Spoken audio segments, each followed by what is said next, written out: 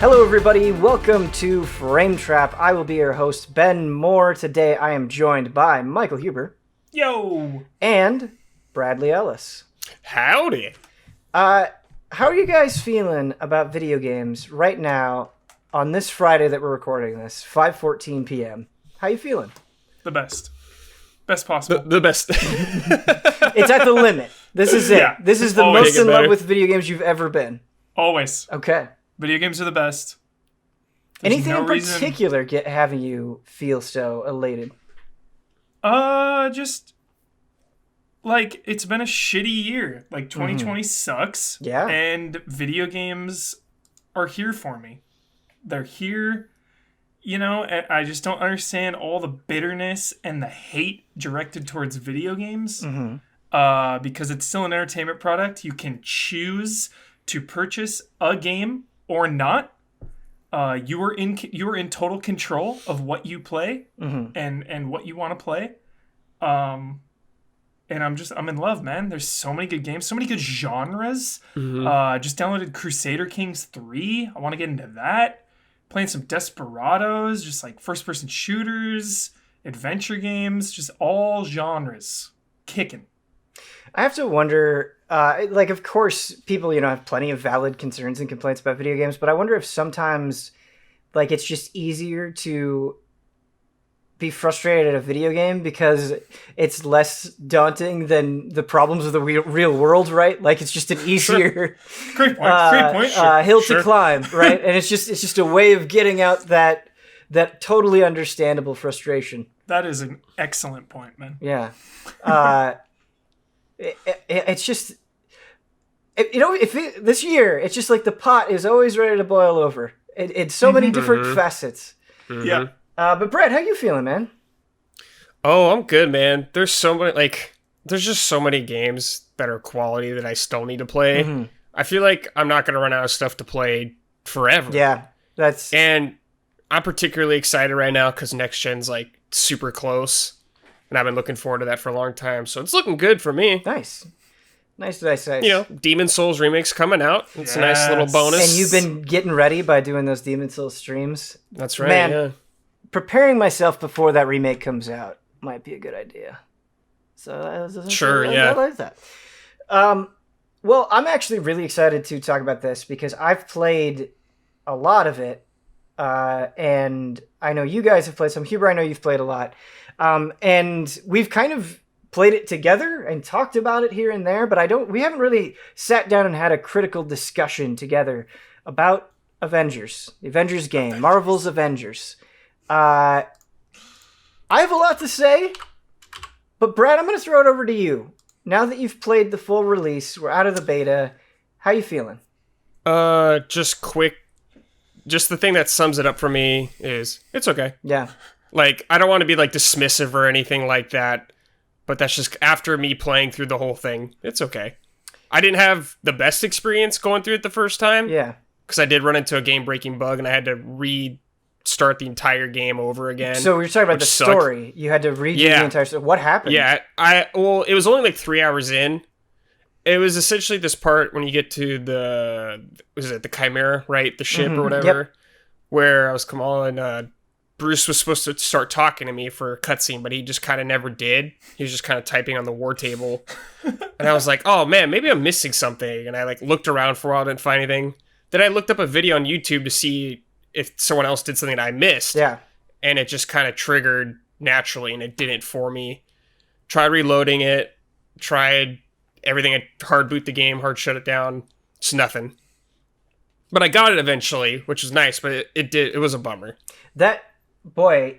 It's always frustrating when you experience any kind of tough bug. I've had it just, especially in the end game, it feels like it's been happening more where I'm just, trying to get to power 150 and I'm doing hives, and then a bunch of stuff happens on screen and my PlayStation just freezes. Oh, that has happened a couple of times.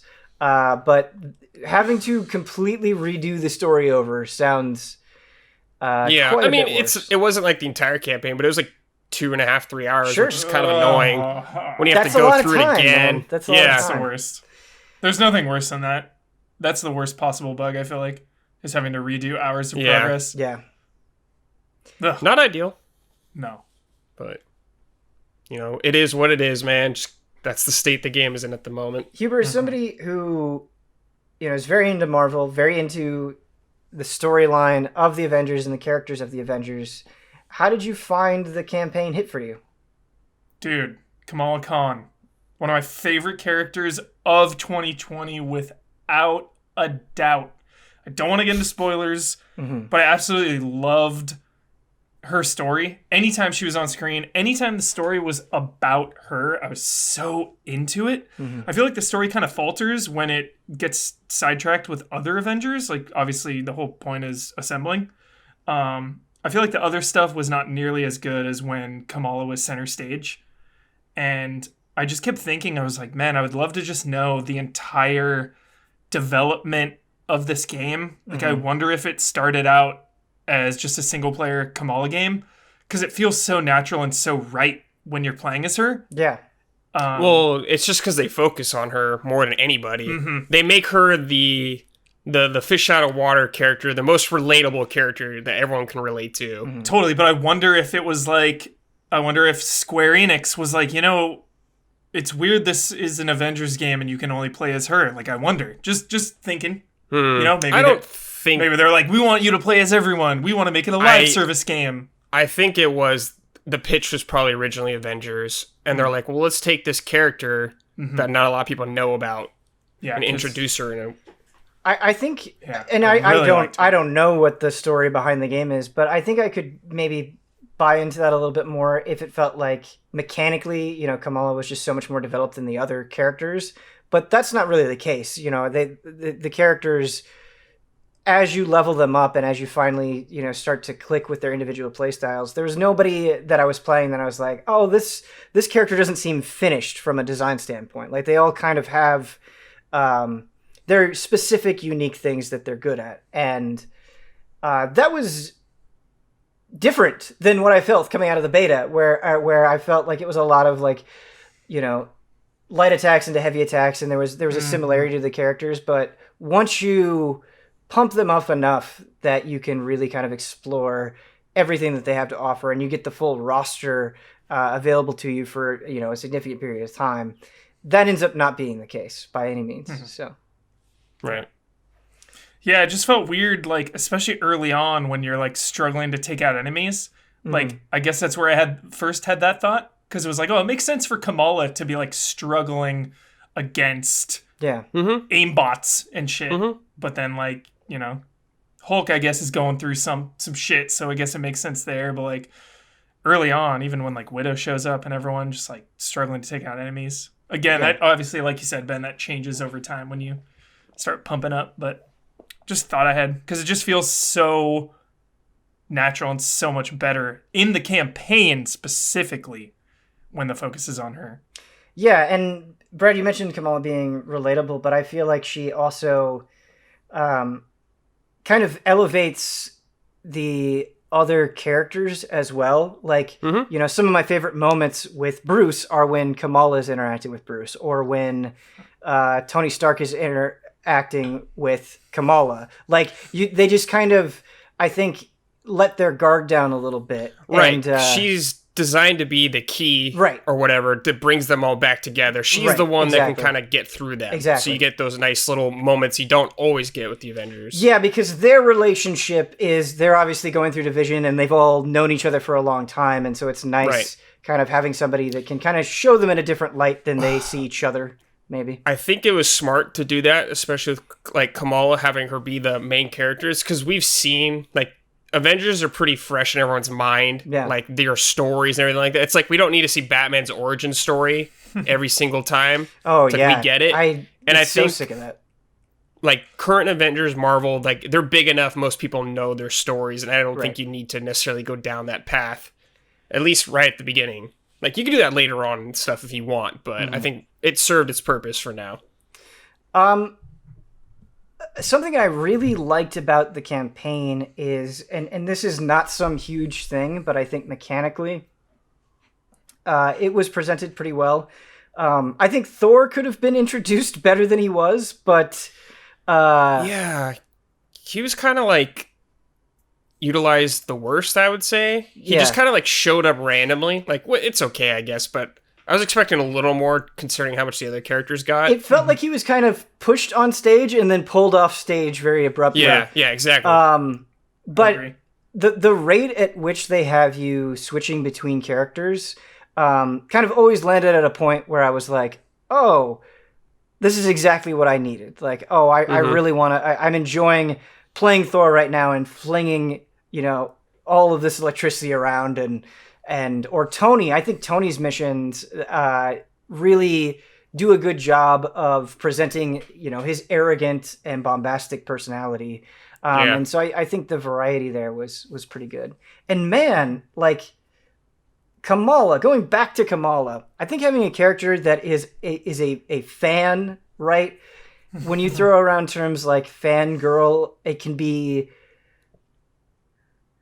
cringe-inducing, right? Like it can just feel a little bit forced or awkward, or like it's like trying to use language that it really doesn't understand. But there's an earnestness, I think, from Kamala's performance that really does attach you to her. She's not like unbearable. She's just excited, right? And that can be a fine line, I think, to do as a writer. And she was. It's exactly like you said, Huber. Just kind of a blast to watch, because I think you could see so much of yourself in her. It's like with her being like, these guys are awesome, you can kind of find the little kid in you and go, oh yeah, these superheroes are awesome. And I think that's a really wonderful thing. Yeah, and really smart having the prologue kind of being her as a kid. Yeah, absolutely. It just kind of endears you to her character right out of the gate, and makes it when she's older and she's still fangirling out, like it makes it seem even more natural because she like grew up loving the Avengers. So I just love that. Also, shout out to the scene in the park. That's one of my favorite scenes in any game of the year in 2020. I thought it was really, really well done. I don't want to spoil too much, but it's when she goes to Heroes Park to meet someone, and she witnesses something and events happen. Like she gets involved, and just that entire exchange between all those characters I thought was really natural and really hard hitting. I loved that scene. Yeah, and I think the opening scene, A-Day, as well, is probably one of my favorite scenes in the game. Not only Kamala getting to go around and kind of just like gleefully participate in her own fandom, but also, the relationship that she has with her father as well, and how that's presented, and kind of giving her something outside of the Avengers, I think is pretty cool. Yeah. Something that disappointed me with the campaign is, boy, I feel like you kind of see a lot of the environments that the game has to offer in very short order, or when they do change, they don't necessarily change all that significally. And I'm sure that's being colored by playing a bunch of the post game as well, where you are doing a lot of aim labs, but. Well, the post game is so repetitive that it made the campaign feel varied, and there's not a lot of variety in the campaign. Yeah, I think that's a better way of saying what I was trying to say. Yeah, absolutely. Just because the end is so repetitive, it's the same environments over and over. Like, at least in the campaign, you go to a couple different places, and I remember just watching through some captured footage. It's like, oh, okay, you don't go there in the Avengers Initiative. Like, there's a couple places you don't get to go to, which helps, but. Yeah, my goodness, it's repetitive. And just the aim enemies, I know there's a lot of different types of robots, but like humanoid robots tend to blend together. Yes. So you're fighting kind of the same enemies over and over. Well, you're fighting, and the drones, there's like yellow drones, red drones. Exactly. Purple drones. It's like, oh my god. It's the kind of thing where you can go like, yes, technically these are different, but they don't feel different, and that's what really matters. There's yellow hazmat suit guys with guns and purple hazmat suit guys with guns. Exactly. And it's really a shame, because it's kind of a game that I feel like I keep playing in spite of itself. Me too, dude. I'm obsessed. I'm obsessed. Because oh my god, I do enjoy the combat. I think there is something there, and I've really gotten into Black Widow and just the mobility of that character, how easily you can switch from being kind of a one-on-one melee powerhouse to being a ranged powerhouse.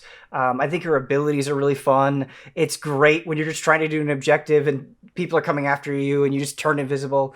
And I enjoy all of the characters, and that is really something. Like I am amazed that any character that I pick, I'm having a good time. And I was kind of worried going into this game where it was like, oh, you can't be doubles of the same character. So if I'm playing with my friends, and they want to be the character that I really want to be, I'm not going to have a good time.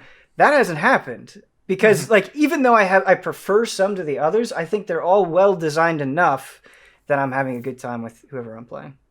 Yeah. I maxed out level-wise, not power level-wise. I have a 50 Hulk and Iron Man. Nice. So I figured no one was Iron Man, so I was like, all right, level him up. Maybe, if someone wants to be Hulk or something, like I'll have 2 options I can switch. Yeah. Iron Man feels okay. He feels really weak, and like he runs out of ammo really fast. I don't know if I'm playing him wrong, but I feel like he doesn't really excel at anything. Again, that's just me. Post in the comments what you think about Iron Man. I feel like, again, I'm just dying really fast.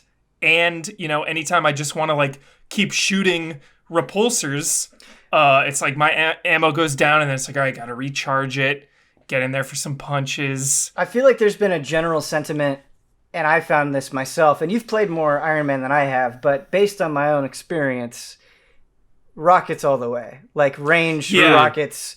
Rockets are really strong, but you run out of ammo even quicker. Yeah, you do. You do run out of ammo quick. Just like, I guess you just got to manage that, Maybe hit and run tactics I'll try. Yeah. But Hulk I'm just obsessed with. Yeah.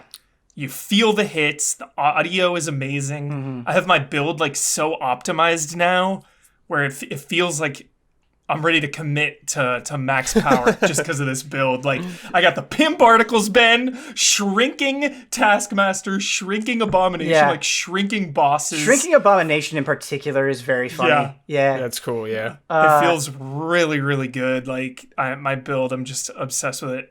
It's and I think some intrinsic abilities do this better than others, but Hulk's intrinsic ability just fits that character so well where it's like, no, stay in the thick of battle. If you have your rage on, you can regenerate health. And it's just when you play Hulk, it's like, man, I can really just get in there and like pound on the ground and guys go flying. And I think it does do a good job of conveying that sense. I think the characters are well designed. I don't necessarily think the encounters with enemies are very well designed. There are a lot of times I'm doing a mission and the screen just feels like a clusterfuck.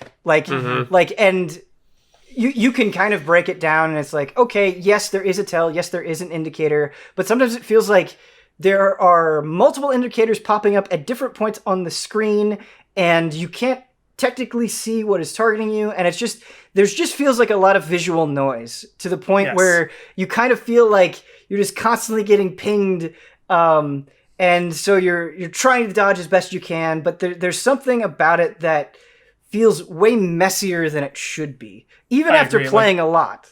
I'll have full health as Hulk. Hulk should be the tank of the game. I'll have full health and then just burst it down one shot. Yeah. What? And I think it is because of that noise. It's like, you can kind of see, red coming, but it's then like if you have enemies in front of you, you're trying to dodge that. Right. You're also trying to dodge this. Well, also all this noise of like your allies are over here. There's objectives over here. Well, all while you're doing your own abilities that have their own effects. And for sure. Yeah. The focus on ranged enemies is a little weird to me because like there's a ton of them and it's always the least satisfying part, and I can kind of get from their perspective where it's like, okay, especially when you're playing multiplayer, we want you to be able to go in and like have somebody focus on the range enemies while a more melee focused character focuses on the guys on the ground, and that kind of makes sense. But having spent a lot of time playing solo, the AI, you can't really do much with the AI. Like, the AI is just going to do their own thing. And just sitting back and picking away at drones or guys with jetpacks or whatever is way less fun than when you're kind of doing the dance of, dodging melee enemies or parrying them or doing a long combo. I sometimes it just feels like there's too much like janitorial work in combat and not really the meat and potatoes of what you're there it's for. more like an annoyance almost. Yeah. Where you're like, okay, I gotta do this, then we'll get into this part I like about it. Yeah. And I'm glad you brought that up, because that's the only time I feel like you have to work as a team, or you are working as a team, is Iron Man picking off drones. When he's in flight mode, he does a ton of damage, like a little extra laser damage or repulsor, whatever you're using. So he's really, really good at going in and like drone, turret, drone, like boom, boom, boom, boom, take him out. Yeah. And I need more of that. I need more of like, this person is really good at this person's really good at this. Because yeah, like you said, man, it's just not fun. But then, when you're Iron Man, it does feel good to do that because he excels at that. Right. But then for everyone else trying to take out these ranged enemies, like if I'm solo and I'm Hulk, it's just like, all right, pick up a rock, throw it, pick up a rock, throw it. Yeah. It gets really boring for sure. It's kind of a weird relationship, and it sounds like you're going through the same thing, where I'll have like stretches of where I'm annoyed or bored of the general design, but then I'll have a moment and I'll be like, that was really fun. And like, I'll take that little pocket and it will sustain me for an entire session. And you just kind of like boring, fun, boring, fun, boring, fun. It's a back and forth. And I honestly think if there was just more variety, or if like what you were doing changed up more, like, because this game totally does the thing where you have your two factions, you have S.H.I.E.L.D. and you have the Inhumans, and they'll give you daily faction missions.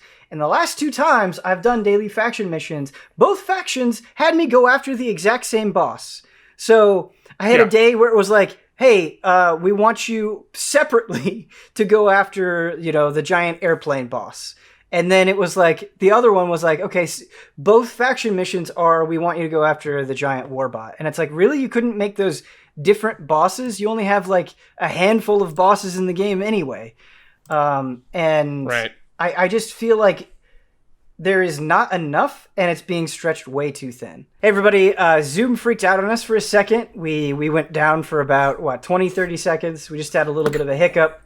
Going to snip that part of the episode, but we will continue talking about Avengers. Yeah, I the most important thing for me with this is that people are playing it. Like, my friends are playing it. All the DLC content is free down the line. I've grouped up with Jones a couple nights in a row now. Yeah. That really matters, because if you take Avengers and you put it in a box, you isolate it, and you just examine the game by itself, it has so many problems. Yeah. So many bugs. Like, I've lost skins, Brad's lost progress, the environments are repetitive, the encounters are uninspired, but at the same time, it's important, like, because there's that zeitgeist energy, it's a huge new release. A lot of people are playing. I can group up, I know that you're playing Black Widow, Ben, and Brad is playing Thor, and Jones is playing Captain America, and I know that down the line I'm going to get to do a raid with you guys, and, a month from now, Kate Bishop is going to land. A month after that, Hawkeye is going to land. Like, I remember when Destiny 1 was just helium filaments on the moon, and look at where we are now with Destiny 2. Like, it's important to, it's like an investment. It really is. And I'm still having a lot of fun now just leveling up the characters and getting max gear. I think if I hit max gear, I'd probably put it down for a little bit until they iron things out and add more. But again, it's an investment for me. I'm having a shitload of fun, and I'm so addicted right now, just leveling everyone up, knowing that my friends are playing and that more content is hopefully going to consistently come out. Yeah, I'm kind of like at the place of I don't care about playing unless I'm playing with you guys, which is like fun. Mm-hmm. I know what the game is. It's not something I'm going to invest time in by myself. I don't care enough yet. And I think it really needs to be on next gen for right now where it's at. Like, it's just been like too many things to annoy me for me to personally put time in outside of with you guys. And I think down the line it'll be in a much better state, and I'll be much more interested in it. Like, I appreciate everything that's doing. I can't help but wonder if they should have waited a little bit longer to bring it out. I don't know if it would have been better, or if it doesn't even matter for them, honestly, like financially. It feels like now is the perfect time financially. There's not like something out right now that it's competing with on that scope. And the install base for PS4 and Xbox is the max. Huge. Yeah, it's the huge. maximum. So I really feel like it was a next gen game scrunched to be able to fit on last gen. It really feels like that. So I feel like I'm actually in between both of you, where I am having a good time with it, but this game just feels like its own worst enemy, honestly. And I think I could be more forgiving about a lack of content or, repetition if this was a game that I could turn on and know that I was going to have a smooth experience. But it's not that. It's a game where when I turn it up, I have no idea what problem I'm going to have. I have no idea if it's going to freeze up. I have no idea if my skins are going to be locked. I have no idea if the mission is going to work. Like, every game has problems, right? And making games is hard, and you have to have some forgiveness. But I think there is a level of roughness here that is hurting the zeitgeist that I really want to be a part of. And I have no doubt that it will be smoothed out, but I think at launch especially, it would be really nice if it wasn't as rough of a shape as it was in. Completely agree. Sure, yeah. People were getting locked on the final mission. That was a bug. Yeah. The final campaign that mission. sucks, man. And again, I'm not making excuses, but I want to give a shout out to the developers for being so transparent and their communication has been excellent. I've been tracking their social medias and their Reddits and everything daily to see the state of this game, and they're busting their asses. They're busting their asses. They put out 2 emergency patches already to increase stability and or like network stuff and stop the bugs. So now you can't lose skins now. But the next patch will bring them back to you. So these were to get to next week. Next week is 1.3. 1.3 is going to be the big patch that will address a shitload of things. Gotcha. So hopefully 1.3 is gets this game in a stable state, because I don't want to make excuses, because right now it is rough. Yeah, but I think there's something fine with enjoying a game in a rough state. Yeah, absolutely. I don't think there's anything wrong with you having a good time and just enjoying it for what it is. No, and I think that's kind of, Brad, where I am at mentally, where honestly I don't, as it stands right now, the product, quote unquote, that I have in front of me, I don't think it's great, but I'm having a great time with it, and I do think, or I hope, as Huber said, especially with, the communication that they have had and the stuff that they have down the line, that it will be in a better place. And I do think it will be in a better place. I just don't think it's there right now. And I do think the criticism that it's been getting is largely understandable, for sure. Totally. I completely agree with that. And I think in a lot of ways it's death by 1,000 cuts, where it's I think I could focus on any one aspect of this game and be like, why is this like this? Why is this like this? Why is this like this? Even the battle pass system that it has, right? I really have not felt any pressure to spend any money whatsoever. And I think it's actually enjoyable doing the daily and weekly challenges. And they're varied enough that when I log in and they have refreshed, I feel like I'm doing different enough things that are very specific to my character. I think that's cool. But the stuff that I'm unlocking in the Battle Pass, it's like okay. It's like some of the skins are kind of neat, but they're not amazing. Yeah, I was expecting kind of like more crazy ones, I guess. Yeah. Maybe those are like the ones in the shop, I guess. Yeah. And for a game, I think, where that is a huge incentive to kind of log back in and progress towards something, you know, I want that to be more exciting. I want to be like, oh man, I can't wait when I get there and I get that thing and I look at the, you know, last Black Widow skin you get, and it's like, well, it's kind of that's similar to something I already have. Yeah. Same with Hulk. The last one is Joe Fixit, and it's like, well, I already have a suit. I don't even know where I got this, but it's like, it's just a different kind of suit. And it's like, if it was the only suit you could get, it'd be like, oh man, I gotta get that. Yeah. But it's like, yeah, I kind of already have it. Right. You know? Right. I totally agree. I wonder if that stuff will be tied to seasons and yeah, we don't know stuff. how it'll evolve, I guess. Because that's what it needs is like seasonal activities, you know, the limited time. Yeah. Get these 10 out of 10 skins only during these months. Like, yeah, I think to get the most out of this game, you kind of have to be okay with buying the idea of progression down the road of the game evolving.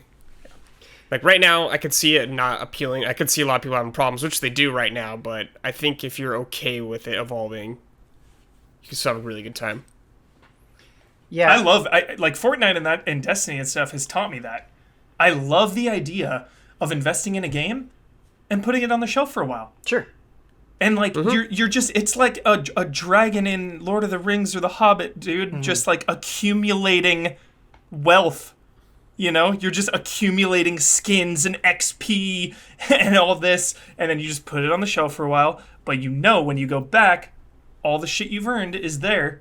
And it's like, okay, now I hit max level. I'll be ready for whatever new content they drop down the line. Yeah, and that's totally true. And I think a lot of these issues that we're talking about, like maybe the DLC characters that they are coming out with hopefully very shortly, you know, will have more interesting things that you unlock. And, you know, these are certainly things that they can tweak. I think the put it on the shelf mentality works a lot better when it's not $60 out the gate with additional optional microtransactions, right? So Fortnite, you know, has a lot of microtransactions, but taking it off or putting it on the shelf is as simple as just downloading it. And I do think that does create a different standard. But at the same time, that campaign, man, when I finished that campaign, I was like, kind of got my money's worth already right there. Shit. Like, that was good. It's not like a 10 out of 10 by any means. Like, it was okay, but at the same time, I was not expecting... No. I was expecting the campaign to just be like a glorified tutorial that you just got through to get levels to get to the end game. But it's like, shit, I feel like... The campaign was a lot better than I was expecting. I do agree with that. And I've seen a lot of people say that. I've seen people say, like, hey, I played the campaign, I got what I wanted to out of it, got my money. And if that is how you feel, totally... I think if that was the only thing in the game and it was just that campaign, I think I would be disappointed for the price. Totally. No, sure. Yeah. And so I don't know. Like I don't want to harp on it too much because I am having a good time. It just feels like there's enough wrong that it's hard to ignore and be like, oh no, it's great. You know, it's just too much. It's not great. Yeah. It's not a great game. Straight up. I'm addicted and I'm praising the shit out of it, but it is not great. Sure, yeah. Again, it's just like so much too. Like it's weird. I feel like books are not mainstream, right? So if a book comes out for genre fans, like those fans will gravitate towards it and buy it, but everyone else will ignore it. I feel like when a huge AAA video game comes out, everyone has an opinion, everyone has a take. Yeah. But it's like I'm a Marvel fan. I'm an Avengers fan. Right. So I am immediately on board. Like I already I'm already invested in that sense. So that helps me like just already have a good time. It's like setting and vibes. Oh yeah. I think that's a huge part of it. The mileage is going to vary depending on how invested you are in Avengers. It reminds me like of if you didn't like Avengers, like this game is trash. Right. Yeah, I think that's true. I really do. It's like when you're a kid and you want to play any game that has Dragon Ball on it. Yes. Regardless of the quality, and you're like, I don't care. Yes, Ben. Shit's got Goku. Like, I'm gonna play it. It's got Goku. I'm Hulk. I get to smash. Right. Let's go. So I definitely think that is a thing. One thing I do want to mention, we could spend the entire podcast talking about Avengers. Fascinating. It is fascinating. Yeah, it is. And it's hard. state. I think it's hard to really properly convey how you feel, and I think you and I, Huber, are both struggling with it. Where it's like, I'm really enjoying it, but oh man, what about this? It's up and down. It's an emotional roller coaster. Yeah. But the gear is such a frustrating thing to me. I say frustrating. The gear a lot, sucks. The gears gets better when you're at the absolute end. The top. But when you're going through the game, you acquire gear at such a rate that anything cool that you get, any perk, doesn't really matter that much because you kind of just replace it so quickly on the next thing. And there are other games where you cycle through loot quickly, but I feel like the rate here, like even within one mission, it feels like as you're leveling up a character, you'll burn through so much loot that it's like too disposable. I think about it like in a game like Destiny, like you get loot pretty often when you're leveling up, but at least you sometimes get a new gun or something, and that changes how you play. Matter, Well, right now I haven't run into anything where I'm like, oh shit. Well, the exotic this guns glove makes me punch way crazier. Exactly. Totally, Brad. The exotic guns in Destiny, it's like, okay, no other gun in the game functions like this. It is unique, right? And that's not true, obviously, for all the loot. A lot of scout rifles will feel similar to other scout rifles, but that element is in there somewhere. Whereas, like, a lot of times, especially as you're leveling up, you equip like new gauntlets or a new vest. You don't really feel a tangible impact. Yeah, the most you get is like a passive effect that I've noticed from stuff. I wish there was like something more interesting that they could do with it. Yeah, like I'm into my build because I'm pim particling everyone, but you can do that from level 1 on. You can find some pim gear that shrinks them. The main problem is that the gear does not have an identity. Yeah. And I know I've seen some exotics starting to drop online. There are exotics. There is exotic gear. I think it's like red color or orange. I think it's orange, yeah. Yeah. So I don't have one yet, but even the ones I saw, like I saw an Iron Man thing and it was just like additional plasma damage or whatever the hell. It was like additional, of this damage. It just doesn't feel unique and it doesn't have its own identity. And that's what Destiny nails. Every single one of those exotic weapons. Yeah, you'll find a lot of legendaries and similar scout rifles and everything, but like a lot of those exotics feel so unique and so different from one another. Yeah. Well, in a lot of ways, I feel like the skill tree system kind of accomplishes what I want the gear system to accomplish more, where like I actually like that after a little bit of time for each character, it's like you can go in and you have 2 different trees where it's like, I want, this special ability to function this way, or I want to modify this, and you can kind of change it on the fly. And that I do like those. That feels like you're kind of crafting a character in a more focused direction. Totally. And a lot of times with gear, it's hard to really get that direction or feel compelled to invest one way or another, because it's just like, I guess I have this arm piece that does this, and I'm going to get one in 5 seconds that does this other thing, and then this chest piece goes in a different direction, and it's just, I don't know. It's weird. And I don't like that cosmetics are separate. Sure. Like, there's something powerful about World of Warcraft, Brad, when you're in a raid and you get a sick helmet, or you get Harad's shoulder, and the stats are amazing, and it looks cool. Yeah. And it's unique. I love that. Like, this is all just a bunch of numbers dropping. Yeah, Just blah, blah, I blah, think blah, that blah, would blah, be too crazy for them, I guess. I don't know. Yeah. Like I'd be okay with that. Like a different helmet for Cap, I guess you pick up, but I get I get why they didn't do it and it's separate. Like it makes sense, but it definitely devalues. Sure, some of the gear. excitement. Yeah. I will say I've seen that complaint a lot, that people are upset that gear isn't cosmetic, and I'm of two minds of it because Same. in World of Warcraft, leveling up, I just have memories of being like, my character looks like a You look so dumb. You look like a clown. like a mess. But then that's the beauty of getting max level. yeah, that's true. There is a Mm-hmm. progression, and then when you see somebody that doesn't look like a clown, you're like, whoa, Yeah. okay, that guy's been playing. So yeah, I agree, Hubert. That's a good point to bring up.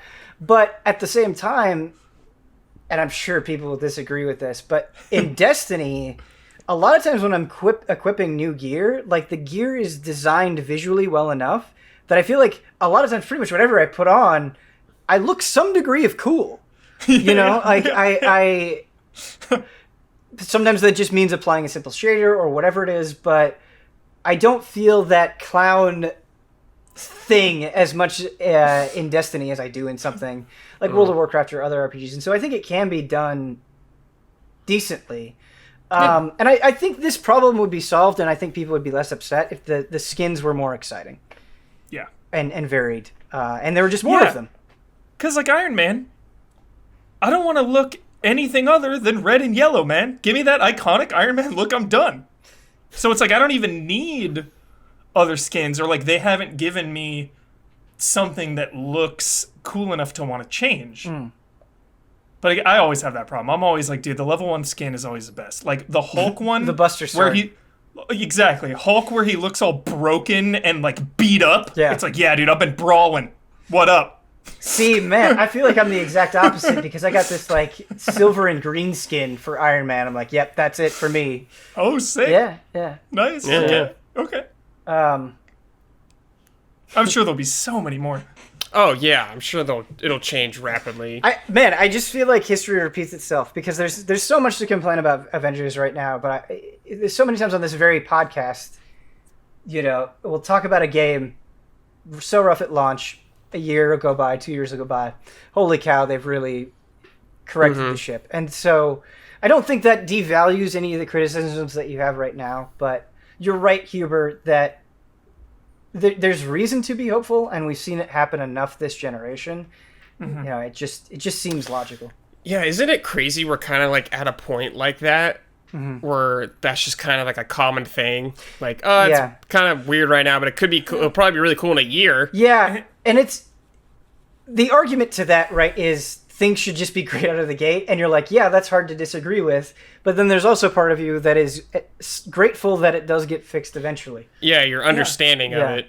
And I'm understanding of the fact that, like, the best way for them to fix it and make it grow is to launch it. Like, people will say, oh, it needs to be perfect out of the gate, and it's like, well, there's no better way to know what works and what doesn't than have millions of people going through this game, talking about it and playing and testing it. Like, no beta test can prepare you for, like, the journey from level 1 to 50 and the end game grind. Like, it kind of has to walk before it runs. Like, I totally understand that. That being said, though, game-breaking bugs are not okay. Yeah, I was gonna and say, should there's, not like, be there. Levels of degrees I'm willing to be okay with that. That like, has nothing to do with walking or running. That's just blowing Yeah. up the path entirely. Yeah. Yes. It's like blowing out your knee or something. That stuff is not okay. Yeah. But learning what works and what doesn't with the grind and leveling and skills and balancing and all that, like, I totally get that takes a lot of time. Yeah, so I'm that ready does. to just be patient with it. Yeah, I agree. I think that just leads into a discussion of price point and how these things are being sold and all that stuff. And I think I think it's harder to be as forgiving when you see other games go through similar, you know, build-up points, but they're either completely free or charging a significantly reduced rate because they're not, you know, giving you a fully fleshed out thing. I will say I've been probably way more patient because of two huge reasons. Free DLC Sure. and It's good to bring up. and a free next-gen upgrade. Yeah. Those two things from the beginning have eased my aggression or my complaints considerably, I think. Yeah, Especially with this whole control fiasco of not giving a next-gen upgrade there. Yeah. And it's like, yo, you're getting the next-gen version for free. So it's like anything I do now will be for that version too. So it's like, all right, cool. Yeah, that's a really good point to bring up, and I think it's a good move on their part. There are times when I'm playing the PS4 version, and I'm just like, I wish this was on a PS5. Like, I'm ready for that next-gen version right now. God. Buckle. Yeah, Yeah. it's a game And that it's buckles. so loud, dude. The PS4 It is It's so the loudest. loudest. I have to put on headphones if I'm going Same. to play that game. Yeah, Like that game especially, like, Yes. nonstop Holy jet shit. lift I off. feel like my PS4 is screaming, "Why are you doing this to me?" Yeah. Like, we got other things you could play. Why are you doing this to me? Yeah. I've seen Yeah. screenshots of PS4s just like, your PS4 is too hot. Turn it off. From playing Avengers. dude. I have not gotten that warning. Yeah. I haven't gotten that yet, thank God. It's out of control. All right. Let's move was on. fun. Let's move on. I feel like we're going to be talking about Avengers for years. Yeah. Yeah. That was a spirited discussion. The end game needs to be better. Endgame needs to be better. Yeah. You mentioned it already, so let's go into Control AWE. Control. AWE, man. Oh, AWE. I don't know what you're going to say now. Not the best. Really? Wow. Let down. Hate to say it. It hurts to say it. It Wow. absolutely hurts. Damn. So I went through it in one night. It's a one-night thing. Very short. Did all the side objectives as well. So you can do this in probably like 4 or 5 hours total to do everything. And I had really, really high expectations, obviously. And that's from Remedy's doing as well. Yeah, you know? one of Alan your favorite devs. Yeah, one of my favorite devs. And Did you like the Foundation?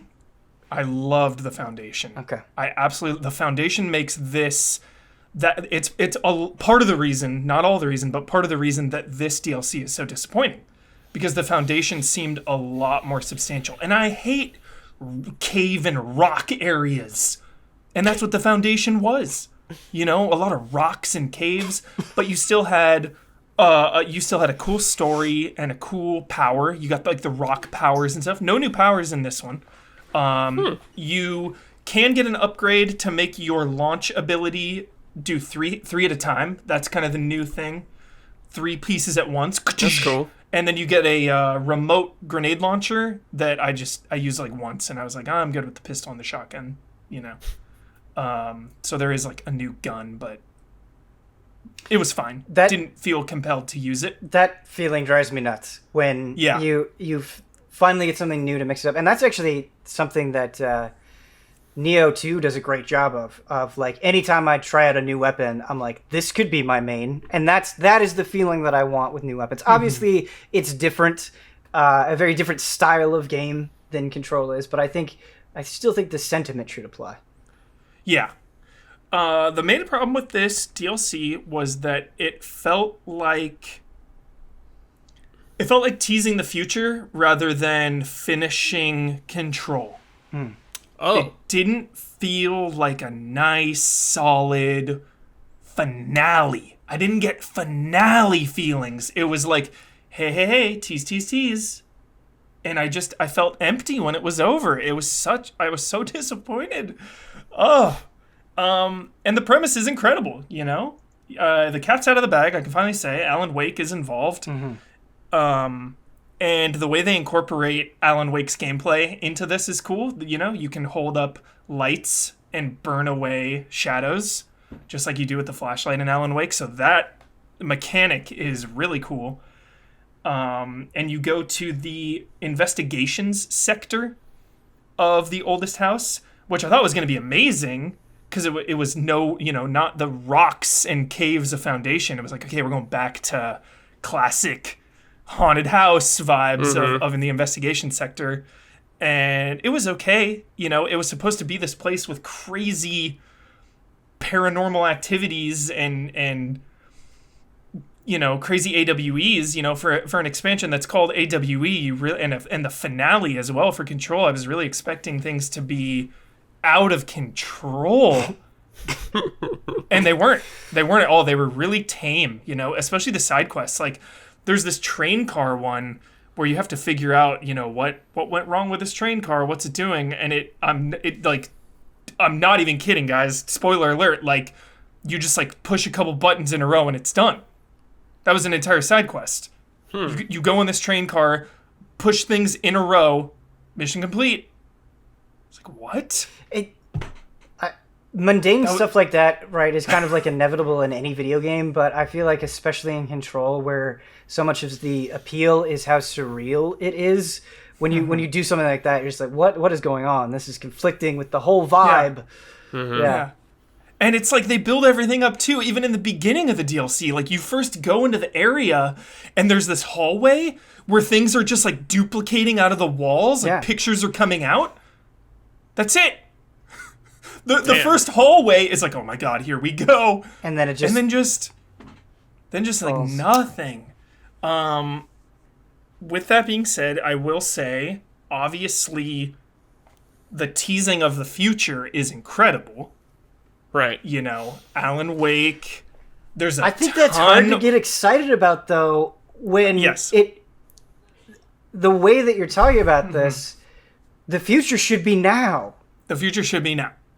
There should have been a feeling of finality and an epic conclusion to this, and it just ends with a whimper. And kind of my main problem with Control when I play that too is how many documents there are. Oh yeah, you're constantly picking up documents, and you want to read everything because it's so important to the world building and the lore, and they're so well written. The same thing kind of applies here, where you're just picking up things nonstop. And it's extremely important because it's giving you, admittedly, amazing insight into what's been happening since Alan Wake till now. Yeah. So, like, again, if you love Alan Wake and Control in the Remedy universe, like, that stuff delivers. That stuff's awesome. You're gonna get some really good lore and some really awesome stuff. But it's at the disservice, I feel, of Control. Yeah, I felt that way with the main version of Control as well, because I played through that, but I haven't played the Foundation or AWE. And you're right, Huber. It's not that the things that you're picking up aren't interesting, but Control, I think, has moments where it tells its story in so many more interesting ways, whether that is just through the environment and what's happening and what you're actually playing through, or, you know, FMVs of people and kind of how they're acting out things. And so there's all these incredibly creative and kind of zany methods of storytelling that when you're sitting there going through all these documents, it's not that it is inappropriate, it is just inherently less exciting than the other methods they have available. It's way less interesting than what they do with other things. Yeah. And like you said, it doesn't help that there's so many. Right. So many. Like, when I put through that game, I was reading them a lot at the beginning, but then I just got tired of picking up new ones all the time and reading them over and over. Yeah. Like, you just can't go back to the well too many times on that, or people lose interest. Yeah, because you get into a new room and you want to, like, the momentum of Control is so awesome when you're going in and throwing things, and, like, that energy just gets sucked out. Because it comes to a grinding halt, you reading a thing for, like, a minute or 2 minutes. Yeah. Like, quite often. Yes. Yeah, so the story itself, again, was cool. Like, thinking about it is more interesting than playing it. So that sucks. Yeah, like, I've been thinking about it and thinking about what's going to happen in the future, but playing the DLC was a letdown. That makes me not want to play it, honestly, because the most fun that I had talking about Control with you guys was some of those just absolutely insane and I, not to spoil anything, but just moments, insane moments that would happen, especially at the end of the game, where I was like, that sensation of I can't believe they're doing this and that this is happening to me. And it seems like outside of the beginning, Huber, that just doesn't happen. Like it doesn't feel particularly wowing at all. Yeah.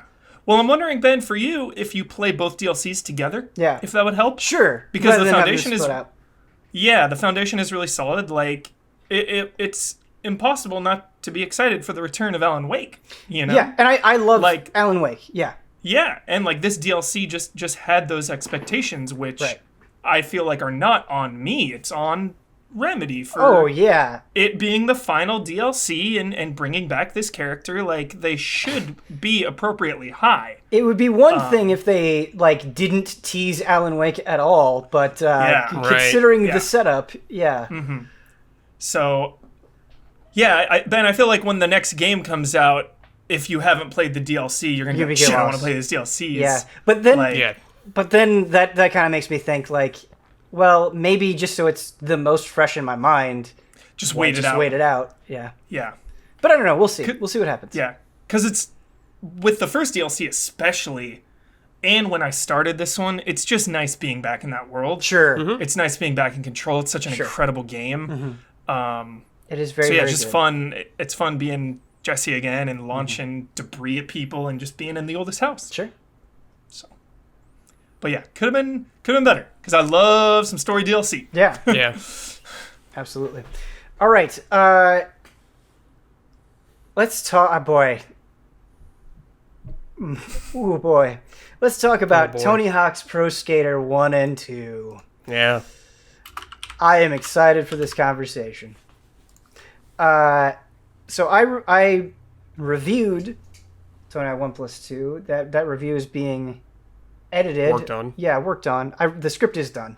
So hopefully the edit will be done sometime soon. And so I've played a good deal of it. Brad, I know you've checked it out a little bit. I'm not sure how much you've played, and I know Huber, you've also been playing it.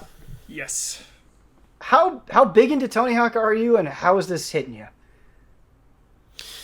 I was big into Tony Hawk for the first 3 games. Mm-hmm. Same. Yeah. That was the prime for me. That was the prime for me as well. I just kind of fell off. Yep. I would peek in to see what's going on in the games, and it's you got Bam versus Tony, some bullshit like that. Then you got people getting off their skateboards and running around. What the hell's happening here? Get out of here with getting off your board. I don't agree with that. There are plenty of times. no part of it. There are plenty of times in Tony Hawk 1 and 2 where I'm I really wish I could get off my board here.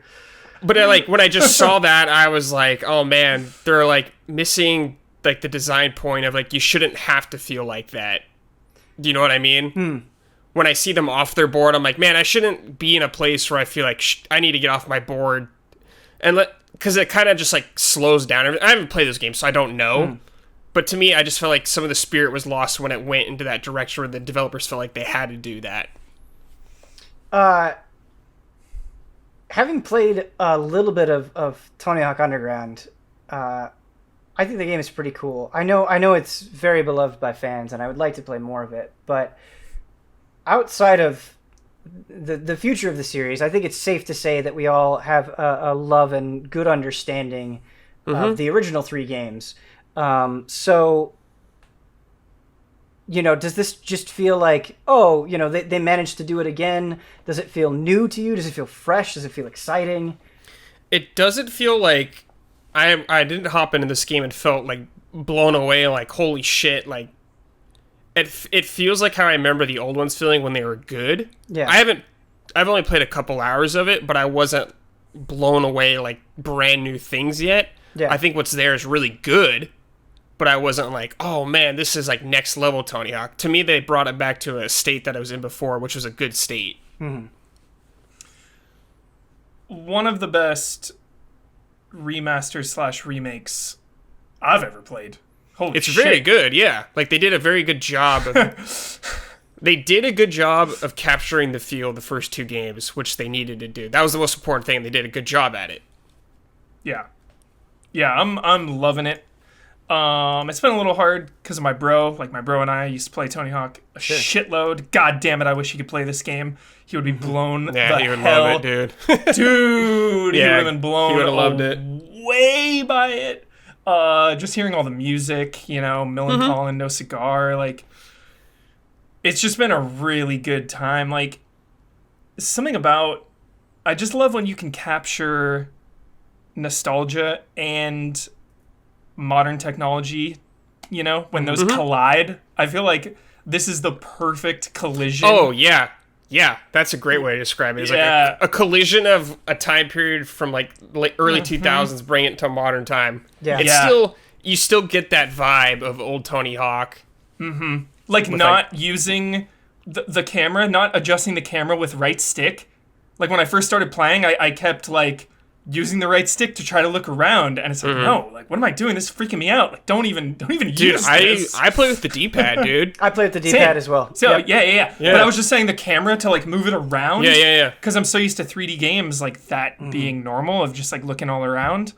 And it's like, no, just let the camera do its thing. It's so good already, you don't even really need that. I was never like, man, I need to rotate my camera right here. Yeah, it was just like angle. right when I came in, it was like a weird adjustment. Because, most games you play now are like that. I think the biggest two takeaways for me are, this feels like it's coming from people that actually understand Tony Hawk in a meaningful way, where there's so many different ways they could have done this, right? Like, they could have just made it a very strict recreation of those first two games, but it's like, no, like, you can do the manual in Tony Hawk 1 levels. It's like, that's essential. You can do the revert from Tony Hawk 3 in both of these games. And just, they seem to understand how these games are supposed to function and how people want to play them, what tools they want to have, how they want it to sound, how they want it to look. Like, nothing really feels out of place in a way that is jarring. And I think the other thing that works is, as an entire package, it's really impressive, right? Like, the levels that you remember they feel like they're recreated in a very loving and cool way. It's fun to see them kind of brought to life in this modern era. Picking the first two games and bundling them together rather than separating them out makes a lot of sense, because you can burn through these levels so quickly. But then, like, you jump into online multiplayer and it feels like exactly how you want it to feel, where it's like, oh man, like, I just jump in and then all of a sudden we're doing a combo challenge and that takes just a minute or two and then we're rolling right into the next objective. And it's this really great sensation of, I feel like I can play this for as long as or little as I want and get something out of it, which is really neat. And then you just go into, you have this whole other element of it where it's like, oh man, I'm having a blast creating these skate parks. And it's so easy to just instantly hop in and test out what I'm making and get into this loop of, you know, building, testing. And you can just bounce between all of these things so easily. And the fact that there are so many skaters to try out and so many tricks and so many different, like, mindsets that you can have, where it's like, all right, I'm gonna have the mindset where I'm just gonna try to get the highest score possible, or I'm just gonna try to go and, you know, get all the stats that I missed, or whatever it is. Like, it's just always fun, pretty much. It's always fun. It's harder than I remember. Really? I remember Tony Hawk 3, dude. I was out of control. I used to bust million-point combos like it's nothing, and now I'm in, like, 50,000, 100,000, like, tops. Like, I'm way worse than I remember, so it's, like, kind of humbling. It's like, oh, shit, I'm bad now. I'm, like, bad at this game. But it's fun, like, relearning everything and just, like, getting in the rhythm of, you know, left flip, left grind, right flip, right grind, like up flip, up grind, just like getting all the variations and the combos and the manuals and the reverts. Like you said, just adding reverts and manuals to Tony Hawk 1 and 2 is genius, because those are essential. Yeah, well, those Tony Hawk pieces. 2 introduced manuals, but it wasn't in reverts. Yeah, and 3. Yep. Yeah. Super essential. Yeah, I'm definitely I had that sensation too, where like maybe I wasn't that good as a kid, but I feel like I am worse than I remember being. And there was definitely a kind of like getting my sea legs thing. But probably my biggest complaint about the game, though, is I actually do feel like it's too easy. In the sense that once I kind of got my bearings and I was like, okay, this is how you do combos. Well, I'm certainly no, combo monster. I'm not Moon getting 60 million combos. Like it's not where I'm at. But the objectives for the scores, I think, are so fun, right? Like it's such a blast trying to, get the high score, pro score, 6 score, do the combo. And once I kind of got comfortable, getting those was trivial. It was like, oh, I just did that on my first try. And I think that makes more sense if you are Tony Hawk 1 and 2 and these games haven't been around for decades and people don't know how to play them. And it felt like it just could have been tuned a little higher to where I was struggling a little bit more, or it's like, oh, I wish it took me a couple of more tries. And so that is probably my biggest complaint. Nice. The thing I loved the most was the tutorial with Tony Hawk. He's so jolly. Talking to you was a 10 out of 10. I can't even handle Damn, how good it was. Yeah. I should have done that. I skipped it. I didn't know. God. Dude, I didn't know Tony Hawk was gonna talk to me. Dude. It's like he's your dad. It really is. It's like he's your dad. Hey, thanks for joining us. Yeah. Totally. I'm gonna teach you how to do a kickflip. I don't remember exactly what he says, but he says something like, continue on to the next challenge if you want to keep it lit or something. Like he says, he uses keep it lit. I don't know if that's exactly what he says, but he uses like language that's in that arena. Oh, and it's that just was amazing. fire! Yeah, and you're like, what? It's amazing. It You're really like is 50, good. dude. Yeah. Love it. The one thing I don't like is the like weird animus matrix thing when you eat it and it like rewinds you.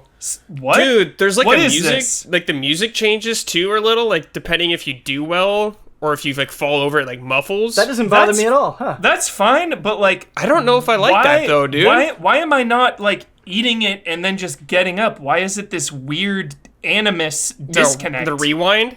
Yeah. It's like a rewind sound almost. Yeah, it's like, dude, you eat it, you get back up and go. I don't know why they added this weird effect. I don't know. Just a nitpick. Just a weird nitpick for me. Yeah, the music thing is a nitpick for me, I guess. I wonder if you turn that off though. The soundtrack is thankfully fire. Like, Yes. I'm bumping to Melancholy or whatever, dude, and a little slip and it like goes away. I'm like, what? Yeah. Hey man, pressure to do good. You know how you fix that? Don't fall. You don't fall. Don't fall. No, I that's interesting. I wonder if other people have it. It hasn't bothered me, but I'm glad. I'm glad you brought it up. I could just RP it that like my headphones fall out or some shit. Sure. Back in the objectives thing. So I was talking about the score thing. I really enjoy finding the secret tapes because the way that they're presented, a lot of times it's like, how do I get up there? And it's like kind of fun figuring out like, all right, Scouting do I go out. up there? Yeah, and it's a really neat. It almost feels kind of like a platformer, like a 3D platformer in a way, when you're trying to go after that, jiggy in the distance or something. But by the end of the game, after going through every level in the 2 games, I did kind of get tired of going after the numerous collectibles because they like weren't hard enough to really kind of have that satisfaction of the tape. And you didn't really need to like do anything crazy with the mechanics. Like you didn't actually have to skate super well to get them. And I just kind of felt like, all right, new level. What do I have to run around and I have to get these 5, bells or whatever. It just, that got a little bit old to me. And so I think the only reason why these things bother me so much is because they did such a good job of kind of bringing back Tony Hawk and modernizing it in a lot of ways. Like I think the challenges are really fun. I like that it changes for each skater. and that you cash that in and you have this kind of extra level of progression. I think that's great. I think they did so many right things that it's like I wish kind of this aspect of the old games was looked at and maybe tweaked to just be like slightly more exciting than it ends up being after you kind of go through all the levels. I do like the progression per character. Yes. I'm super into that because obviously, I made my own character, create a character. But I love Did you put Jamie the Zero Thomas. hoodie on? Mm-hmm, yeah. Mm-hmm. But I love Jamie Thomas, and it was cool to see that if I played through and did certain tasks as Jamie Thomas, I could get specific boards that were only available that way. So I really do like that aspect, just because I'm attached to him and Zero. Yeah. Just getting the different boards, super fun. Just pumping up stats and just going a much faster or spinning around good. faster. It feels good as well. So not obviously a new thing to those games, but pretty cool. I'm just blown away by how faithful it feels, but also super modern. Like that is not lost on me, as someone who just loves remakes and remasters. Like it is, as we said earlier, it's this collision of nostalgia and modern gameplay. Well, it's just like those 3 games, especially like the first 2 games were designed so well that the gameplay can hold up even now today. And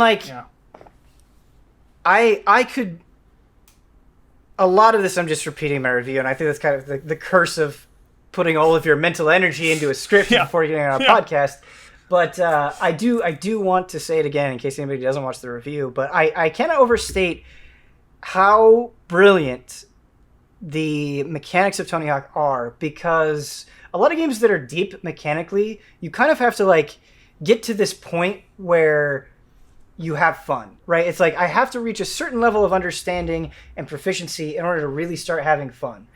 That's not true in Tony Hawk. Like doing a flip trick, doing a grab, doing a grind, it takes very simple button presses, and that just feels good on its own. Even if you're not, chaining that into a revert and then a manual and then another trick, it's like just doing that single action is awesome, and anyone can do that. And so you kind of start at this awesome place, and then you see how far it can go, and it's endless, right? And so you never really lose that feeling. It doesn't ever get old because you could always be doing better, but wherever you're at feels pretty good.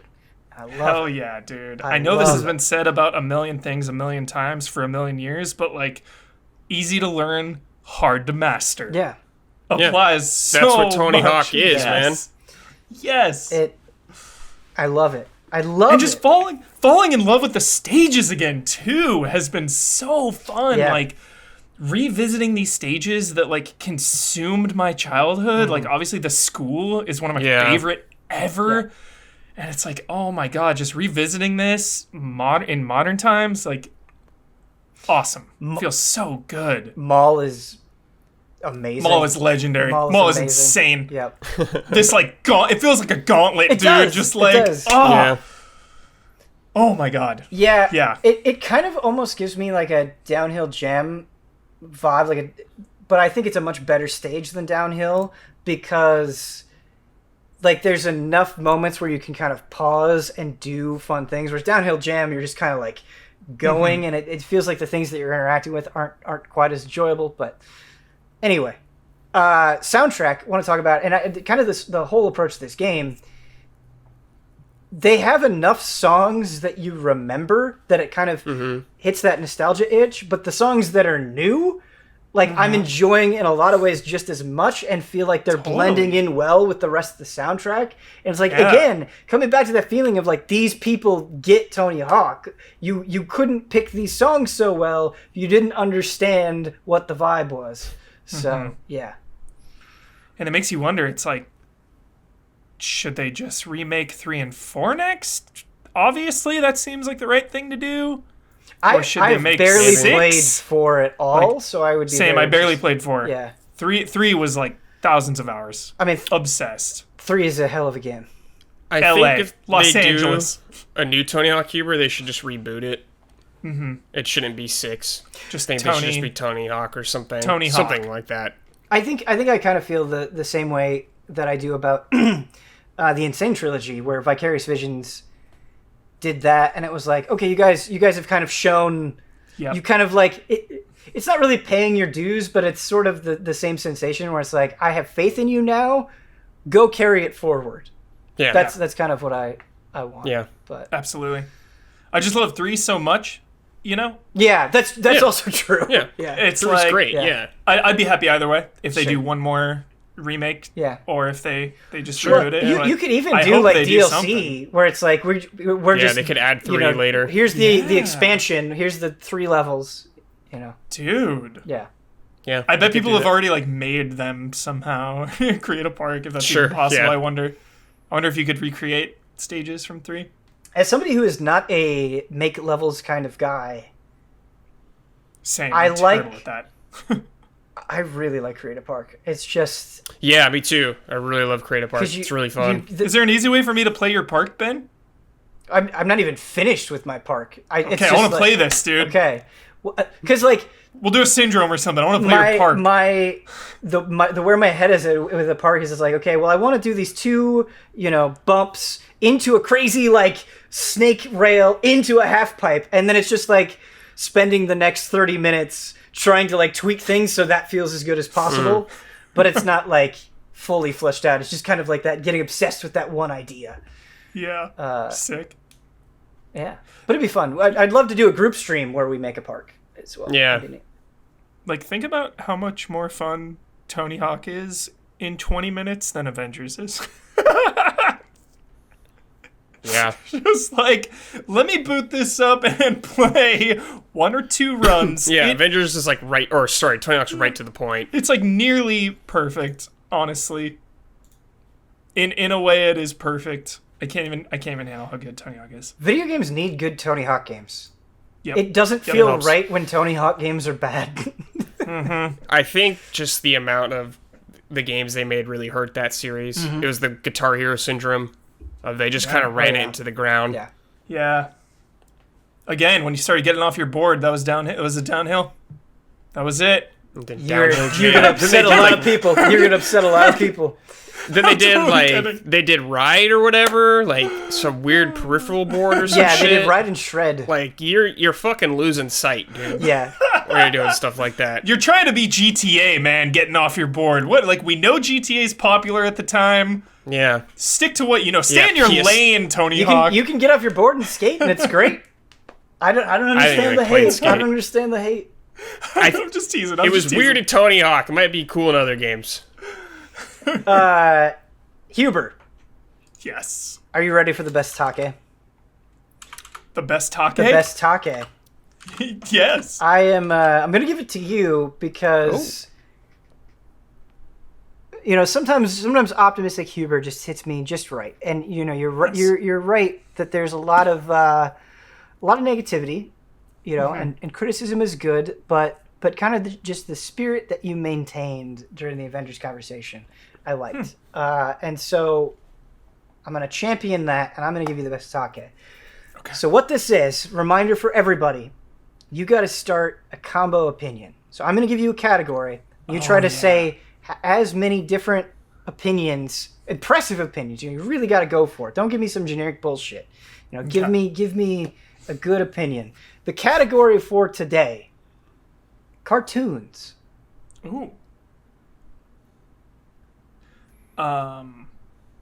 Saturday morning cartoons are the culmination of childhood. You know what, Huber? I think this might That's a strong opinion. I think this might be the first time that I've rejected a best take opinion. Oh. And because I love Huberisms, but try not to use a Huberism in these opinions. Okay. Saturday morning cartoons Okay. are worth getting up for. Okay, there we go. Okay, there we go. Yeah. All right. Saturday morning cartoons are worth getting up for. I like Getting that a up lot. early for. Yeah. I'm getting what I up assumed. early on the weekends. Yeah, get up at 7 a.m. Yeah. Are you getting up for Saturday morning cartoons now? No, is there even Saturday morning cartoons? I don't think those exist so. anymore, really. No. I don't know. I don't have cable, I guess. I just remember getting up before school at like 6 a.m. for the Pokemon. And that was jolly as fuck. All right. Cartoons are just as good as anime. Okay. I mean, all right. Okay. All right. Okay. We've got 2. Can you keep going? Cartoons have value. Cartoons have emotional value when you're a kid and intellectual value when you're an adult. I would argue that they possibly have both intellectual and emotional value at both ages. Yes. Sure. Okay.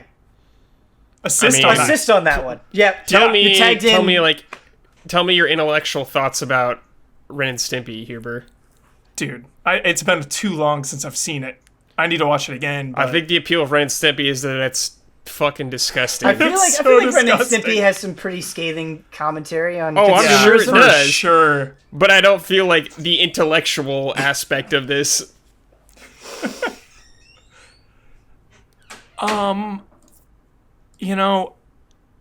Cartoons just have the power to tell a story and take you away somewhere that live action stuff can't. Yep. I like that. They're like video games. Yeah. You can do anything with them. Cartoons. Man, cartoons are just fucking awesome, dude. I'm just thinking about, like, Teenage Mutant Ninja Turtles, X-Men, Gargoyles, like, all these awesome cartoons that I just love and that are timeless. You know? They don't get enough credit. Cartoons. A lot of people will dismiss them, and that is unacceptable. Just like people dismiss video games with cartoony visuals. Yep. I want realism. Well, cartoons can be more hard-hitting than even the most realistic anything.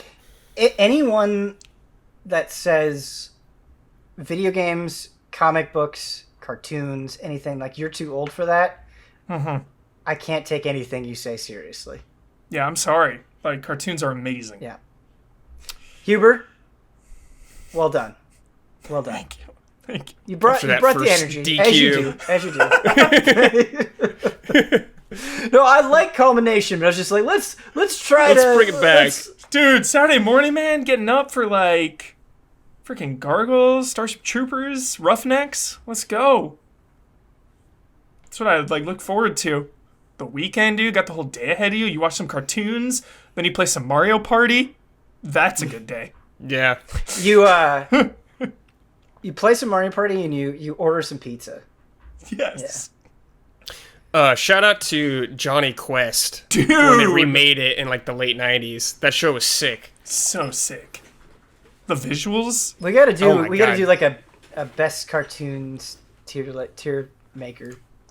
I've been meaning to rewatch Gargoyles forever. When I went home for my wedding, randomly, like, that night, I think it was that night, somewhere like that, I went home for some reason, and, like, there was this friend who I hadn't seen in a while, and we just ended up watching an episode of Gargoyles, like, really late at night. And so sick. It was very good. It was very That's good. awesome. Yeah. That's awesome. I was like, it's cool that Gargoyles holds up the way that it did in my memory. Yeah. Holy crap. Do you guys like Mighty Max? Yeah. Yeah, I used to like Mighty Max. I don't really remember anything about the show. I had the Mighty Max Genesis game Nice. that I got as a gift. I enjoyed that well enough. Yeah. Nice. Yeah. Norman. His, like, muscle-bound friend. Yeah, of course you like him. And Virgil, the, like, really smart... The owl dude. Yeah. Norman and He looked Virgil. like an owl, kind of. This BESTAKE was brought to you by some wonderful shout-out to your patrons. If you would like us to shout you out on all of our podcasts, the $250 tier on Patreon, we can read your lovely name. Go to patreon.com/easyallies. So what I'm going to do is I'm going to say all of our shout-outs, and then collectively We try to say shout out in the sexiest way we possibly can. You can interpret that however you want. You ready? Yes. You ready for sexy? When I have my Google Doc open, the light is a little bright, and I apologize for that, everybody. It's kind of washing me out. All right. Our shout-outs are Elthanas, Greg TheDarkKnight Kettering, Caleb Togi Crawford, Jeff ZeoVGM Easton. Shout out. Shout out. Shout out. Huber, you really got me there. Because like I could see your eyes before you said It was anything. the brows going up and down. It was really good. All right. Let's keep talking about games. Tell me why, Huber. Tell me why. Tell me why. Every time. Every freaking time. Yeah, finished 2 of the 3 episodes. This is from my favorite studio ever. Just kidding, but one of top 3. What? Top 3 studios in my heart and in my soul. Don't Nod Entertainment. This is a Microsoft exclusive. Don't Nod previously made Life is Strange 1 and 2 and Remember Me and Vampire, which wasn't that good. But now they're back with Tell Me Why. I keep forgetting that they made Vampire. I know, isn't that a weird one? Yeah. Tell Me Why is the story of twins, one of which is a trans character and has fully transitioned, and they go home to kind of reconnect with each other. They've been away from each other for a while because of something that happened in their past, and it plays like Life is Strange, where you kind of go around the environment, interact with objects, and you'll hear some internal monologue of what that specific object means to them. So yeah, just plays like you would expect from a Life is Strange game. I really, really like it. I'm probably going to sound a little critical because it hasn't hit me as hard as Life is Strange, and the vibes aren't as cozy as Life is Strange. Like, Life is Strange is so cozy to me. I feel like I ran into that problem with The Walking Dead, where season 1 was just so incredible and told such a complete story that when I got to season 2, and it wasn't necessarily always reaching those same highs, it was very easy to be critical of it, right? Because the expectations were in place. Totally. That's not to say it's not great, though. It's really great. Again, I've finished 2/3 of it. There's 3 chapters only, not the usual 5. And I really liked the release schedule. They learned a lot from Life is Strange 2. They had to delay some episodes here and there, and it took about a little over a year, I think, for all of Life is Strange 2 to come out. But this was weekly. This was boom, boom, boom, 3 weeks in a row. That's really nice. Episode 3 just came out yesterday. Is today? Yeah, came out yesterday. Actually, so I'm going to be going through that hopefully over the weekend. But yeah, I'm really liking it because, to me, Don't Nod's strength is characters. They're just phenomenal at making me connect and invest in characters. I am so obsessed with the Ronan twins. Like, I've told myself, I may not like this as much as Life is Strange 1 and 2, but the Ronins are going to stick with me long after I finish this game. I already know it. I know you are very averse to spoilers, and I don't want to put you in that situation unnecessarily, but as best you can, can you kind of draw me into why you're feeling such a strong emotional connection? Yeah. I mean, I've never played... Well, I guess... Just obviously being able to play as a trans character is really cool. Like, this is a new perspective for me to play as in a video game. You play as both characters, but Tyler has transitioned, so playing as him is just... And like, seeing the way his sister interacts with him and how people view him, or because he grew up in the town you go back to. So people remember him before he transitioned. So, you know, people are confused or you know, not as open to it. And it never feels preachy or anything, you know, like Life is Strange 2 episode 1 even I felt was like pretty heavy-handed on the nose, and it kind of subdued as you got more into it. Preachy in the sense that it's like, you know, there was like in Life is Strange 2 episode 1 there was like a racist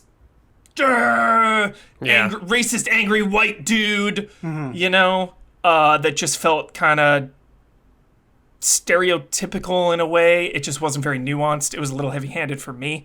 But again, that to me that subsided as that journey went on. This has all felt very natural, and it surprised me with some of the interactions with a lot of the characters. You know, you initially encounter a family friend that like thinks you're breaking into a house, and he's like this, at first, this stereotypical old, like, get off my property type character. Yeah. And then you start peeling back the layers, and it's like, oh, this, you know, this person is not who I initially thought. Right. So, yeah. It feels like you're not just witnessing stories about types of characters, but rather really true individuals who you couldn't, you know, get anywhere else. Totally. Yeah, it feels really natural. Like I'm really impressed by it, you know? Because you know, like there's a religious character who obviously is not, you know, fully okay with transitioning. So you kind of see where they started through kind of flashbacks and, you know, documents here and there. But then you see how, you know, just communication and talking to one another can make you more accepting.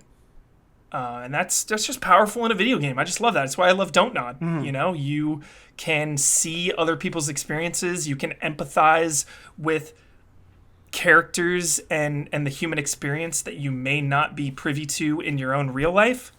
And to me, Don't Nod nails it.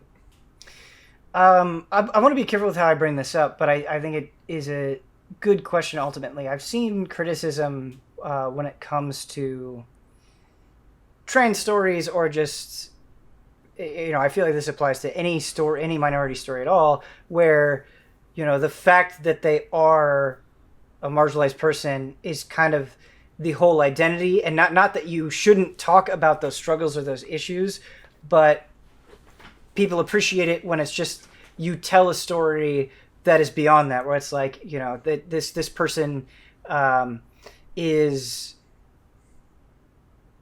multifaceted in a way where it's like, you know, not every interaction needs to be about this identity. You know, they have they're a person beyond that. It feels more humanizing, I guess. Does that make sense? Absolutely. That's why it's beautiful that it's two main characters. I see. Because the way he interacts with his sister is it's like rarely, you know, an issue. They're just talking about life and the past, and they're just trying to reconnect because it just feels like two people interacting. Yes. Yeah. Okay. But that being said, the main focus of the story is his transition, right?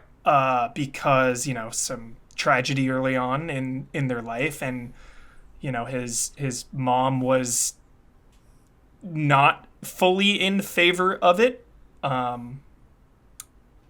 Yeah, again, I don't want to get into spoiler territory, but like it is a very, very big part of it.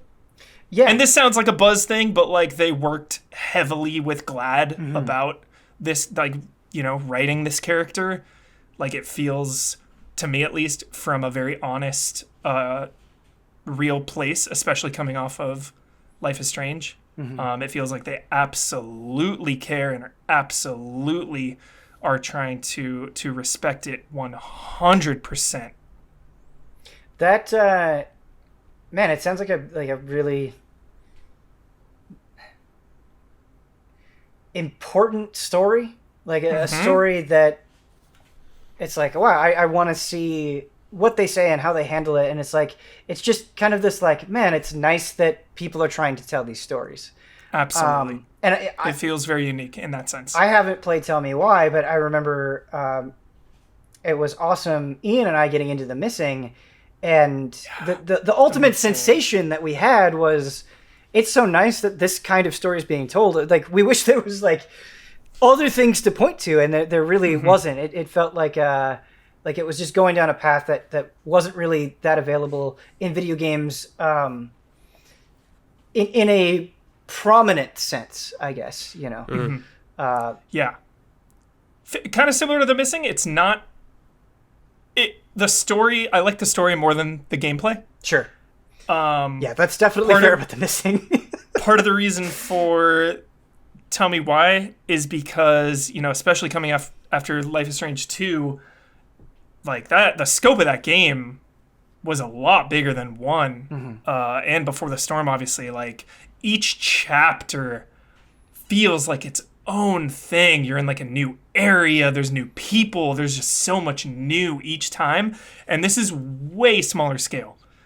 From being 3 episodes to being like, you're in your hometown, you're coming to the same environments, you know, your old family home.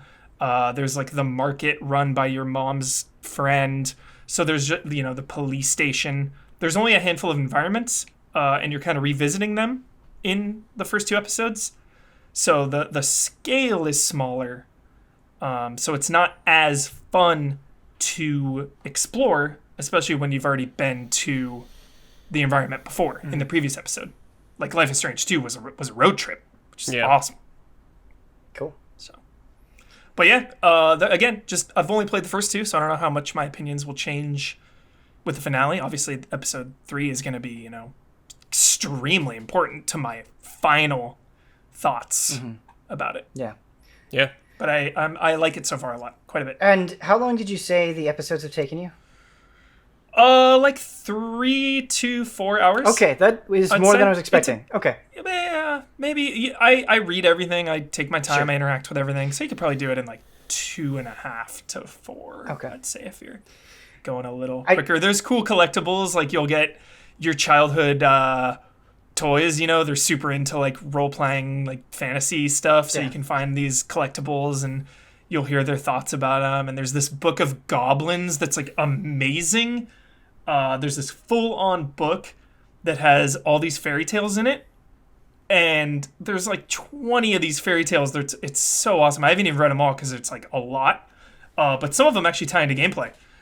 They relate to characters in the story. Like you'll be reading about the bear and the moose, and it's like, oh, the moose is actually this person in the game, like because the mom was writing them for the kids and like using her life experiences to write these, and then there's like, you know, minor puzzle solving with it. Just really cool. Yeah, neat.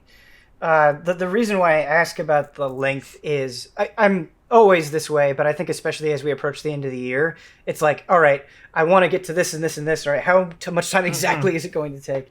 I feel it creeping up. It's easy to get anxious about. It's on Game Pass, baby. Game Pass. Game Pass keeps winning. It's on Game Pass. Hop on it. Kind of going in a completely opposite direction from Tell Me Why. I want to talk about Kingdoms of Amalur Re-Reckoning. So I played... Oh. Yeah. Right. Ben, I'm so excited to talk to you about this because I remember this was one of our earliest friendly disagreements. Do you remember that? No. Back in the day, man. You're like, oh, dude, Kingdoms of Amalur was awesome. And I was like, man, I just can't get into that game. Yeah. I remember you loving it, dude. You loved it. So the way that I felt with Kingdoms... I played Kingdoms of Amalur on my Xbox 360, and I played through the main game, and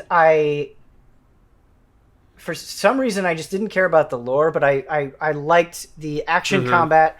I loved building up my character. But boy, I just feel like I'm in a completely different place than when I originally played Kingdoms of Amalur. And I haven't played too much of Re-Reckoning. I just played it today on stream, which you can go check out the archive. It's a pretty fun stream. And Kingdoms of Amalur now, especially in 2020, is hilarious because I'm just sitting there watching the opening. I'm like, this is just Lord of the Rings. Like this, just this whole tone and everything is just Lord of the Rings. And I feel like you can kind of look at every single element in that game, be like, that's Lord of the Rings, that's Elder Scrolls, that's Fable-ish kind of. Like, there's just so many things that come to mind.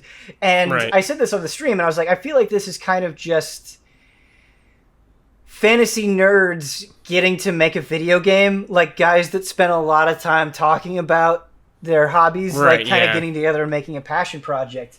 And I think that kind of endears it to me because I am that fantasy nerd. I don't think it's an amazing game. I don't think it does any of those things very well. The combat now, having just played the remake, doesn't have a lot of weight to it. There's not a lot of depth to many of the elements. Like the stealth is just like crouch and see if a thing fills up. It's not super crazy. The world building is okay, but the writing isn't.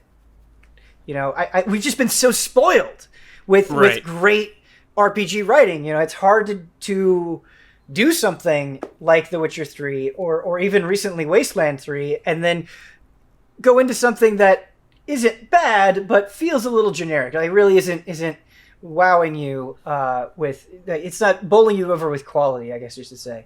But all that said, having a good time. It's just fantasy comfort food. And your mileage is definitely going to vary, but sometimes it's okay when a game is just fine, I think. When did that stop, Ben? Yeah. When did it stop for games just being fine? Yeah. Like, not to tie it back into Avengers, but like, I'm getting my money's worth, man. Why is that the end all be all? Why is that such an angry thing for so many people?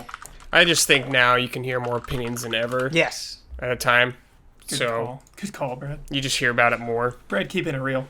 I'm sure there's plenty of people out there who are just A-okay with things being fine and whatever, but they're not on Twitter or some shit talking about it. Great call. You are so correct. How's the combat, Ben? Let me hear about this combat, baby. Yeah, so like I said, the weight of your attacks, I think somebody said in stream that Re-Reckoning was on Game Pass, and that's actually what I was trying to look up. Could not confirm quickly at a glance, but it might be on Game Pass. Not sure. The combat. It's easier to say what games are not on Game Pass at this point. Right, which is a good thing.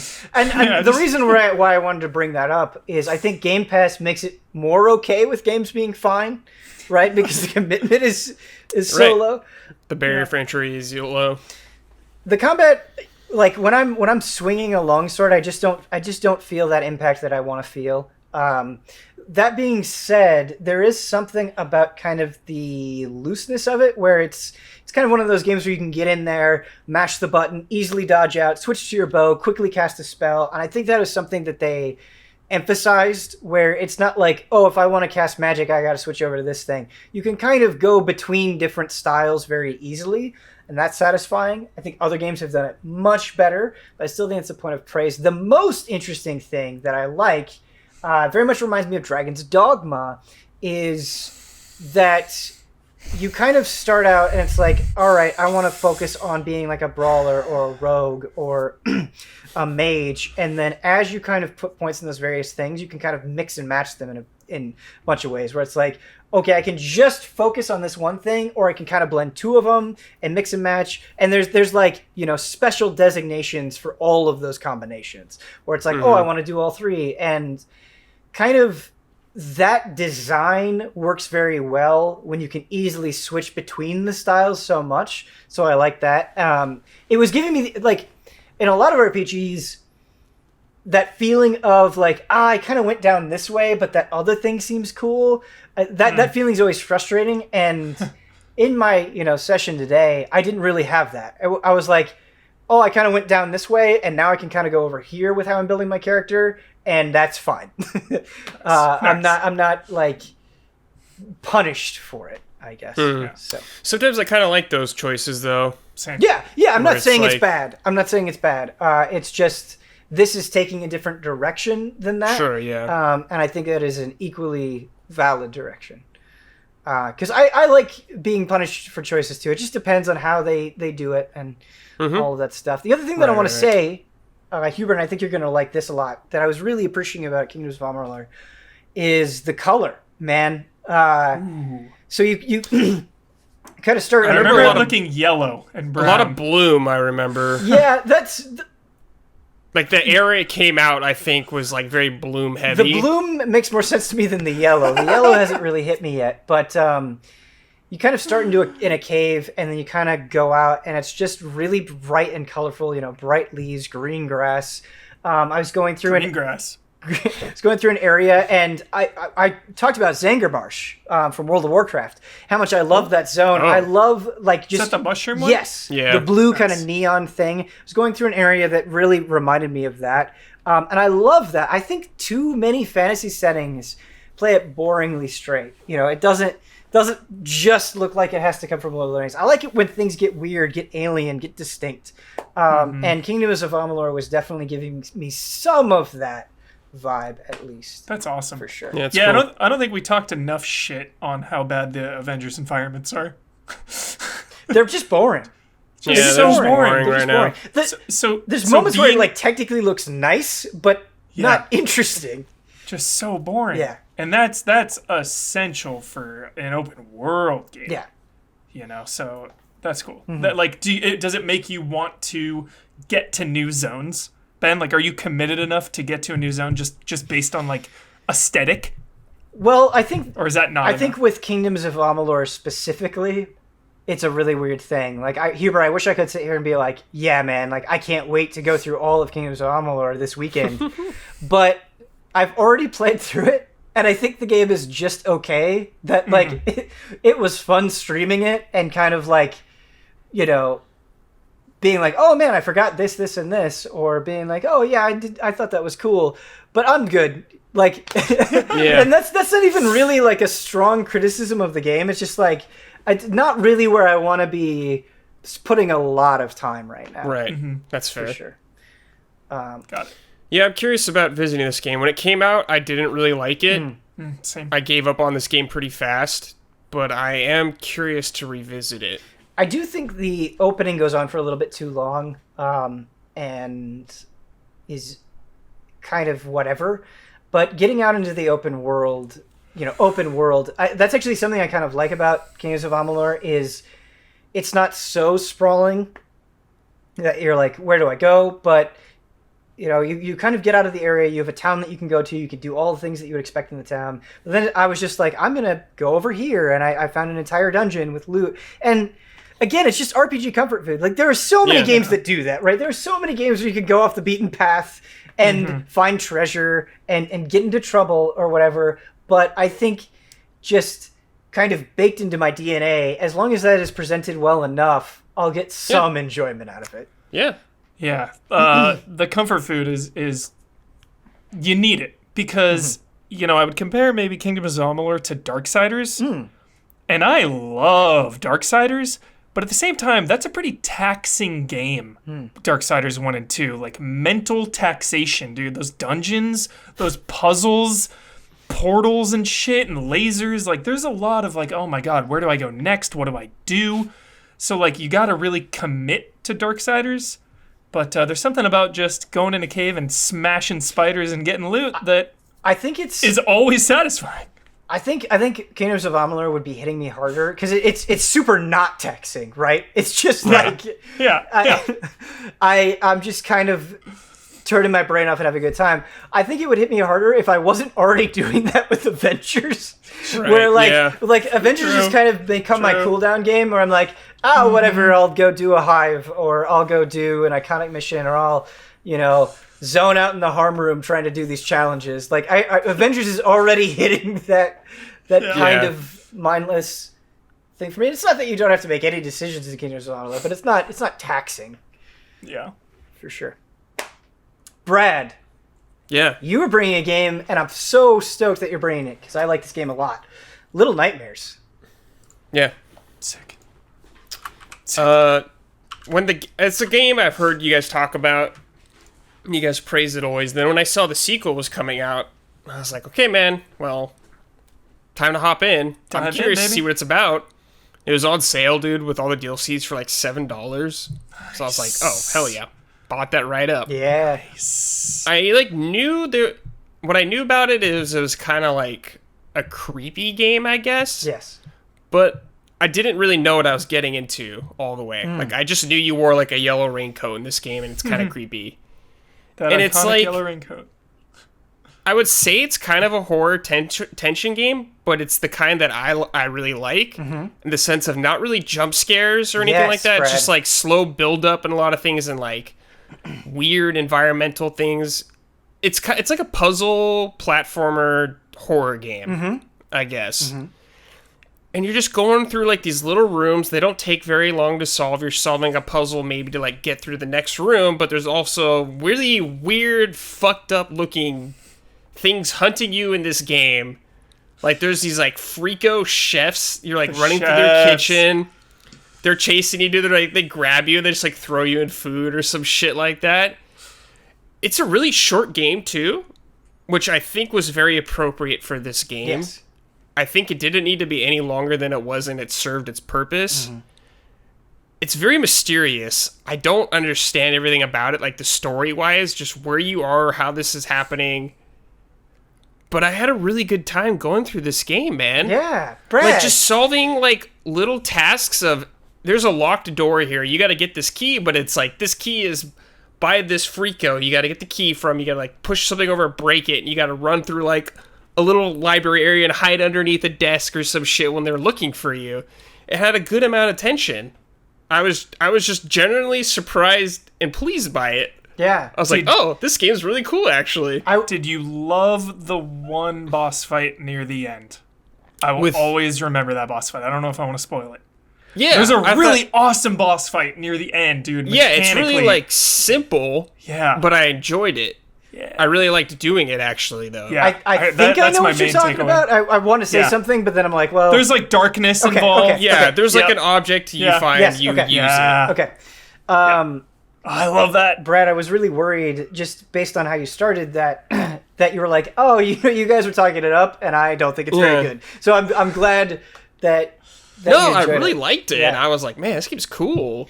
You talk, yeah, everything you said, I agree with completely. To kind of expand off of that, you talked about the length being just right, and it was, but I really feel like you go to so many different places. And when you have a game like this where it is kind of you looking at fucked up things, I think that has a danger of kind of being very exciting at first, and then kind of they repeat the same imagery too much that it grows tiresome. That doesn't really happen in Little Nightmares. No, the thing that helps with that though too, Ben, is each area kind of has like a fucked up element to it, but what you do in each area is kind of different. Yes, exactly. There's like certain things that are different about it. Exactly.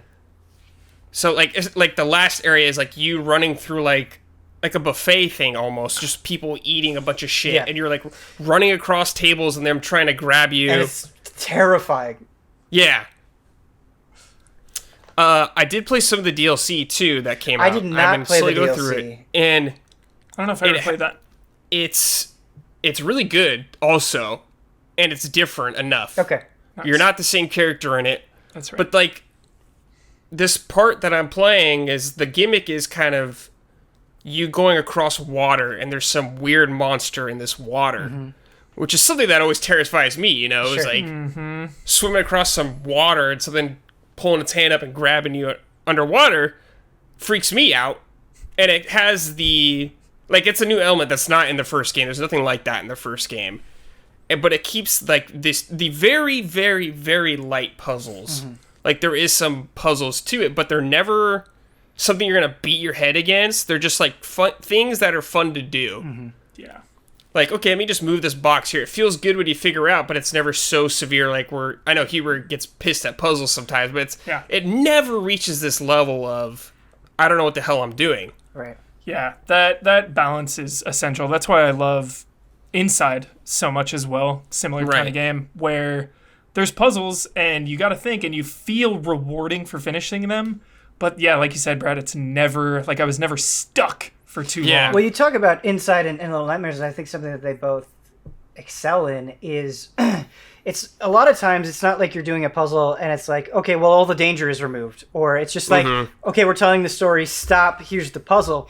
It's not really how these games approach it. It's like the storytelling is happening, the danger is happening as you're solving it, and so it doesn't feel like this pause button. It just is another way that you're kind of getting involved in this world. Yeah, it like mixes these elements together. Like you have to grab this thing to rotate something to have a bridge come down, but while you're doing that, there's also this guy lurking around. You have to have enough time to be able to do it with him coming to you, because he'll start hearing you do it, and so you got to time it, make sure he's far enough away from you, and it has this really clever heartbeat kind of thing when almost like Dead by Daylight, when they get closer to you, your heartbeat starts to go up. Even if you don't hear me, so it adds like a sweet...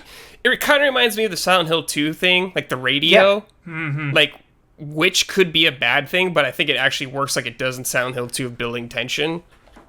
Definitely. So yeah, I had a real good time with it, man. Now I just want another Silent Hill game. Yeah. It's coming. It'll happen. Guaranteed. Like, that's a guarantee. Like, 100%. Like, I'm very... 1,000%. Very much a realist, Ben. And I shut down Huber all the time on these kind of things, but I agree with him. I think it's an inevitable. Guaranteed on next gen, no question. Before PS6, a new Silent Hill game. I think they know Draft the your power. tweets. I was going to say like Silent Hill 2 is like a true video game masterpiece, but like Silent Hill 1, 2, 3, and 4 are all excellent, and that series deserves Hell yeah. so much. The way that you said that, Huber, it's like I feel a combination of like kind of angry but also relieved, because you don't say it like, oh man, like I definitely think it's gonna happen. It's like it'll happen. It'll guaranteed. happen. Yeah, it's a certainty. And you know, Certainty. you like PSO2 happened, so anything could happen. Yeah, I guess. I like, no offense to PSO2, but I think Silent Hill coming back will get a lot more attention. Yeah. Yo, when's Little Nightmares 2? Is that this year or next? I don't know. I don't know either. I should know that. I think it's co-op also, Little Nightmares 2. I think it is. Yeah, I think it is. I think that is correct. And I think the other character is the character from the DLC. So I'm glad I'm playing through it. Nice. 2021. 2021. Everything's Little ways to go. 2021. Let it cook, baby. That is actually a perfect segue into our HOTTAKE! Oh, shit. Because we're going to talk about 2021 today. A game... Kenna, Bridge of Spirits, which looked phenomenal, got delayed from holiday, a nebulous holiday kind of window, to Q1 2021. This is kind of coming after Halo Infinite being delayed. Things are getting delayed. It's been a rough year for everybody. I still think next gen is exciting. Don't get me wrong, but this kind of got me thinking... This is not happening. They're not delaying the consoles to 2021. They have stated they are coming out this year. But would it theoretically be better if they did come out in 2021 when things are really ready and like everything can just kind of be a bigger punch overall? I'm not saying it's not going to be a punch. I'm not saying it's not going to be cool. But if they could just have a few more bullets in the chamber, right? And kind of just based on the way this year has gone, do we think next gen will kind of come out with a sputter? Or is that crazy talk? Is that stupid? I think a lot is lost already right off the bat, that Microsoft's strategy is much different than next gen consoles have been in the past. You know, getting this brand new game you can only get on this brand new system is very alluring and appealing, making you want to get this specific hardware. And like their biggest game is not this year anymore. Right. Like that's gone.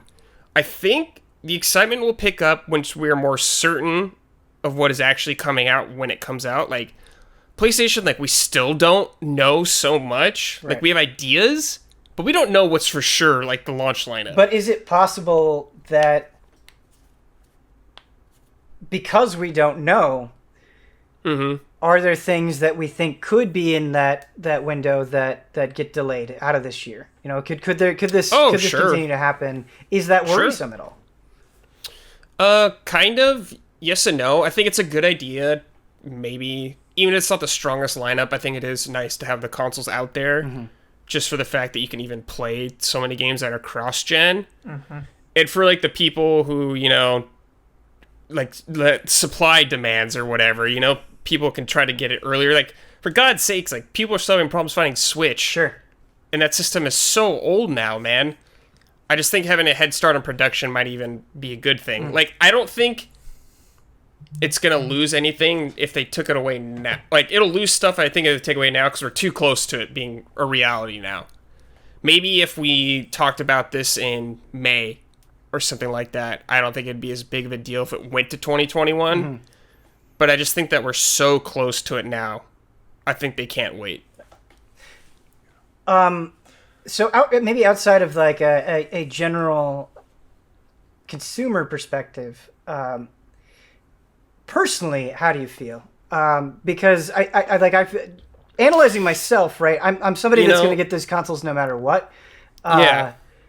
I'm so used to consoles most of the time not having killer launch games. Yeah. Like, that's just a bit reality for me for so long. Like, some of the best systems I think about, like, even, like, the PS2. Like, there were some great games, but, like, not the craziest games that system got eventually. No. But the promise of what I know is coming from some games, like, whenever it does come, is still very exciting to me. Like, the fact that Ratchet and, like, Spider-Man are, like, Spider-Man's supposedly this holiday, Ratchet's, like, in the launch window. Like, it's still close to it.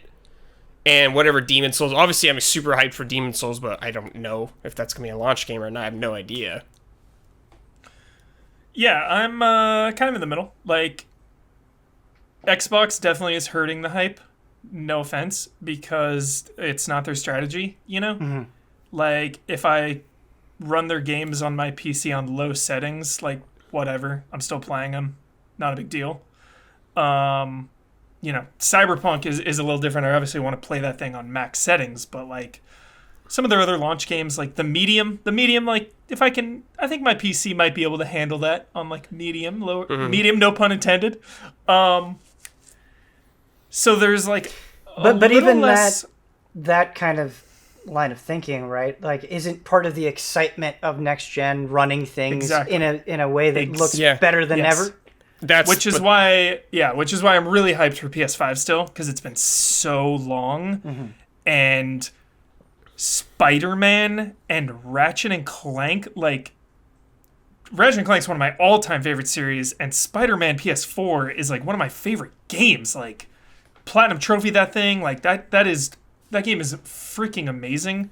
So like Brad said, used to not having the best launch lineups, like Spider-Man Miles Morales alone, playing that on launch day on a PS5, like that, I'm a sucker, man. I need to do that. I need to be there day one. I think that will feel substantially different from that will feel next gen. Yeah, that's where you're like, oh electricity. Shit. Yeah, and like honestly, for like very selfish reasons, like I'm so ready to fucking not have to play on my PS4 anymore with how loud that thing is. It's just so annoying. I'm ready for things to be way faster. Like the idea of the solid state drives and all these things. Just like small things like that, I think would go a long way for me. Yeah, and third-party games also matter. Like, I don't want to play a watered-down version of Assassin's Creed and Watch Dogs Legion.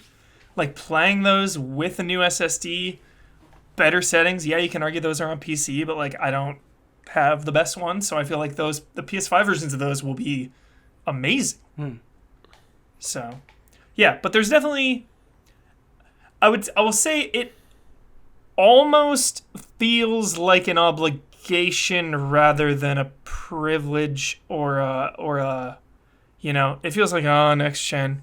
It feels like it's time. Like, they're taxing me. Like, I gotta buy into next gen. Yeah, there is just a little less excitement. There is something that is kind of hard to articulate, and I think it is unique to this year. I think if we weren't in the situation that we were in, I think everything would feel much different. I think the way that these things were rolling out would feel much different. It's just, I think ultimately that is kind of the point that I'm trying to get at, is everything feels weird and it feels like we're kind of in such a mess, and that everybody's just trying their best, and things are getting delayed. That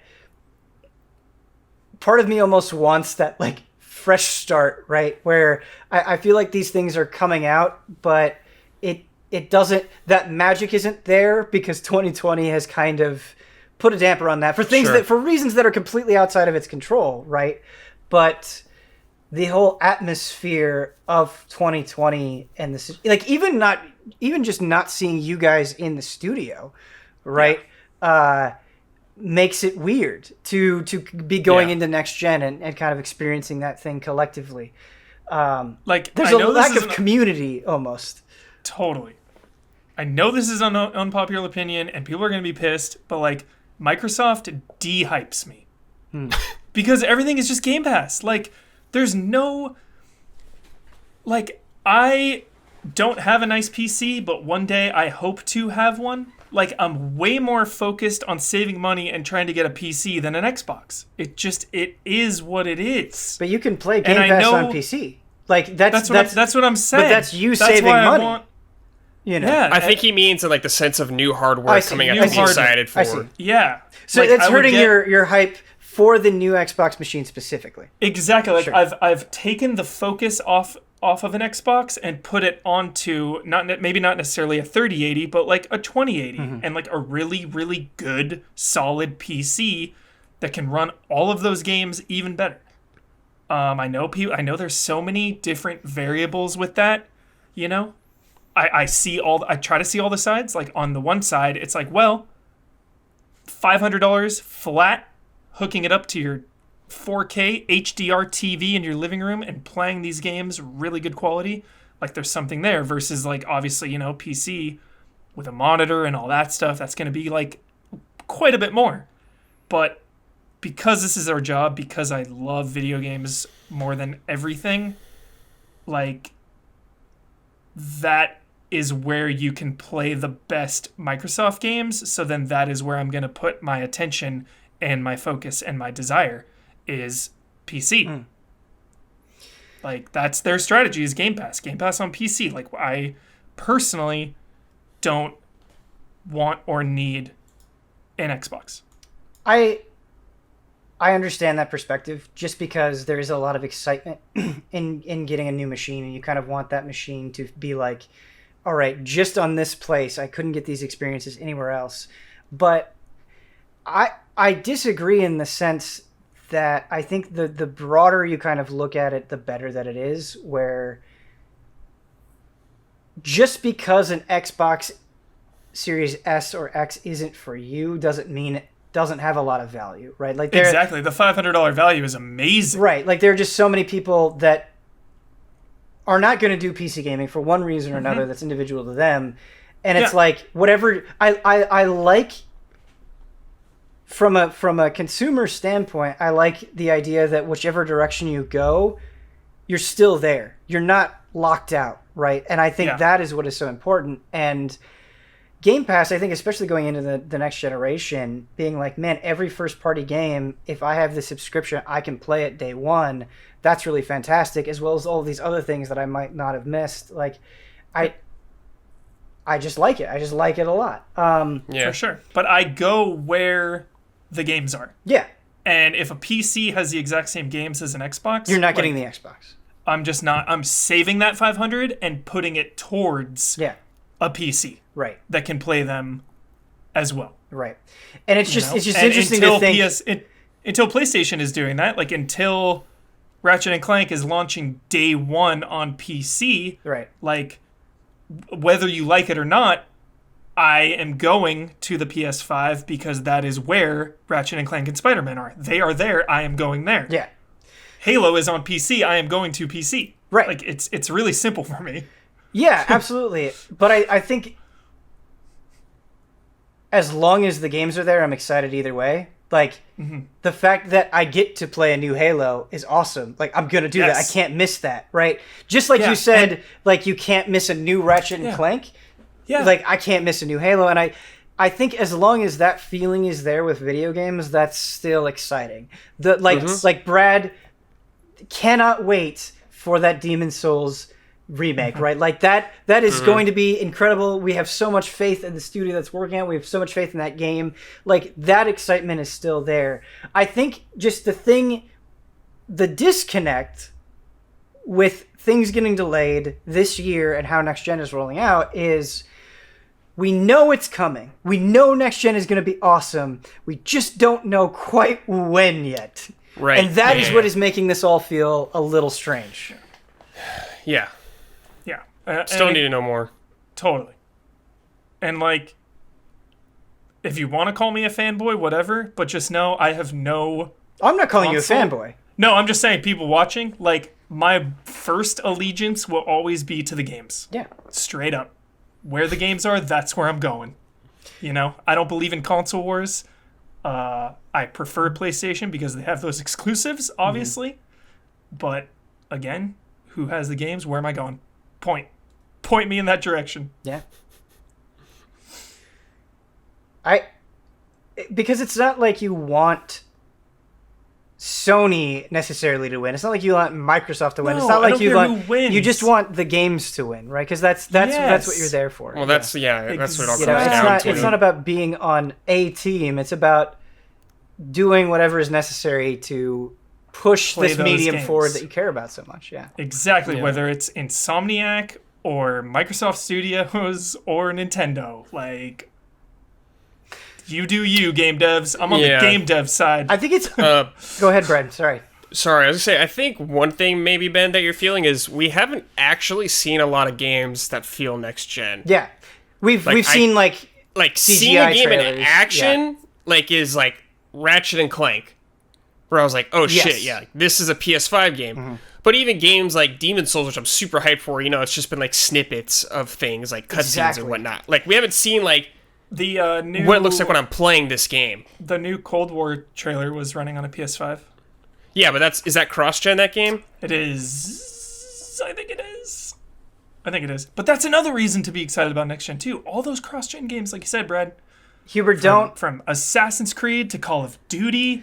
Like, dude, you don't want to be playing Call of Duty last gen. What are you doing? I hear you, Hubert. The hell? Brad, crack the do. I want to get back to what you said because I think it's a really good point. But like Call of Duty specifically, I like Call of Duty. I do. Whenever I play Call of Duty, I have a good time. But when you're like, this Call of Duty is running on a PS5, just it looks like Call of Duty. It looks like Call of Duty. Like it's not. I know. You kind of need like those first party games all the times to get that wow. I feel like Call of Duty's been happening for like 100 years, and it's great. It's great. I'm glad that it is, but it's not as exciting in the same capacity. To me, 100%. Anyway, right? That's different for everybody. But Brad, what you were saying about not seeing the games, you are absolutely right, dude. And that's kind of the sensation that I'm talking about, where it's like, I know this is going to be awesome, but I don't feel it yet. Even Huber, what you were talking about was Spider-Man. I just jumped into the DLC for Spider-Man the other night, and I was like, holy fuck, this feels so good. Zipping feels like a godsend. I'm having a blast. I have no doubt in my mind that Miles Morales is going to feel amazing, but they just haven't. There hasn't been that trailer. There hasn't been that moment. It's just like, I believe in the promise, but I can't feel it yet. Or like Fable, I'm really excited about. Haven't seen anything, right? It's hard to get excited at anything except the idea of it existing. Exactly. Yeah. And even the games that we have seen outside of Ratchet and Clank, like Ratchet and Clank I really think has brought the goods in a lot of ways. Yeah. But I still feel like I really haven't seen Halo Infinite, right? Even after going back to the drawing board, dude. That gameplay trailer. So like, think about like Spider-Man's supposedly like a launch game. We've like barely seen anything on that game. Like nothing. Do we know for certain if Spider-Man was a launch game? They just said like holiday, so everyone assumes. Like we have no locks as far as I'm aware. The medium though. The medium. Medium looks cool. Yeah. Yeah. Medium. Medium looks sick. Follow the devs. I go where the devs go. What if the devs exclusively go to Stadia? You following them? I'd hesitate. Begrudgingly. It depends. But like, and then we always bring up Cyberpunk. Like, Cyberpunk single-handedly is driving PC sales, I feel like. Oh, multiple. Like, Sure. no matter Allies. how powerful a Series X or a PS5 are both, Yeah. I feel like the PC version of that is still going to be... It's going to make those ones weep. So, like, that game alone, man, just makes me want to get a PC so bad. Again, to play devil's advocate on myself, I don't want to sound like a fanboy, because I do appreciate the ease of dropping it's not easy dropping 500, but new console every 7 years or so makes sense. Dropping 500 and just being next gen ready with an Xbox in your living room, like, dude, you start getting like 4K HDR monitors involved in a PC build, and the price is astronomical. So that is a factor in whether, buying PC or Xbox. So I get that. I don't think any of us go into these conversations with the mindset of like, all right, how can I slam X company and praise Y company? Exactly, exactly. That's not why. To what end? To what end? To what end? To what To end? what end? To what end? Damn it. To what end? Look, I almost hate saying this shit, Huber, because it just sounds like almost too idealistic. But I mean this to my core, that I'm excited that outside of Stadia, regardless of the direction that I look, there's something interesting happening, right? So you talked about PlayStation, you talked about the exclusives, right? I do think that is a huge point in their favor. They've crushed it this generation with exclusives. I don't care what anybody says. Those games are some of the best games of this generation. Ever. Some of the best games ever. The way Microsoft has... definitely some games I think are fantastic, but what really just innovated in terms of how games are being delivered, right? Mm-hmm. Maybe that doesn't mean as much to you personally, but I still think that is very, very valuable and interesting. Yeah. And it's like, and on PC, like, it's just the best. Like, I play great stuff on my PC all the time, both big and small. And it's like, if I play a big thing on PC, it's like, this is running better than it would on my consoles. Yeah. And there's a whole bunch of independent stuff that I couldn't get anywhere else. Yeah, and by siding with PC and Game Pass, isn't that also siding with Xbox? Yeah, basically. So, like, you can't even really be called a PC fanboy because you're still repping Game Pass, which is Microsoft and Xbox. Yeah. So the lines are just blurring considerably. Yeah. With things like cross-play, cross-save, Game Pass. Like, this next generation, dude, the walls are coming down, and we're all just kind of... in the big pot.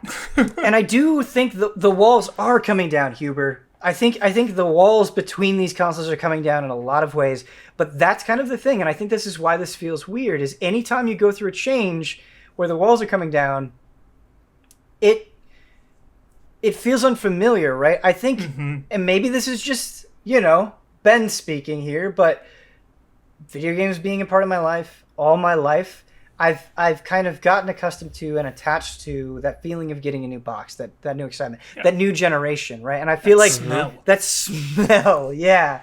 It's a good way to describe it. But now, and this was true last generations too, but generational lines are blurring, and like what it means to be a video game generation is changing.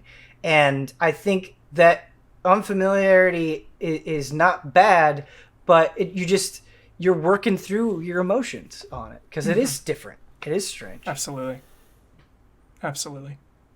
Yeah. Are we ready for some emails? Yeah. Ready. Next gen emails. Next gen's coming. Yeah. Get that Game Pass. Get that Game Pass. Spend your money. Great value. Spend it, baby. Here's the easy answer. Buy everything. Buy it all. Buy all the systems. Buy everything. All right. Am I gonna get an Xbox? You don't even know, man. It's the price is right. Dude, I could see you picking it up 500. like in December. Cause then it'll cut like, dude. Some of those PC prices, man. I was talking to Damiani. I'm scared. I mean, just don't spend as much.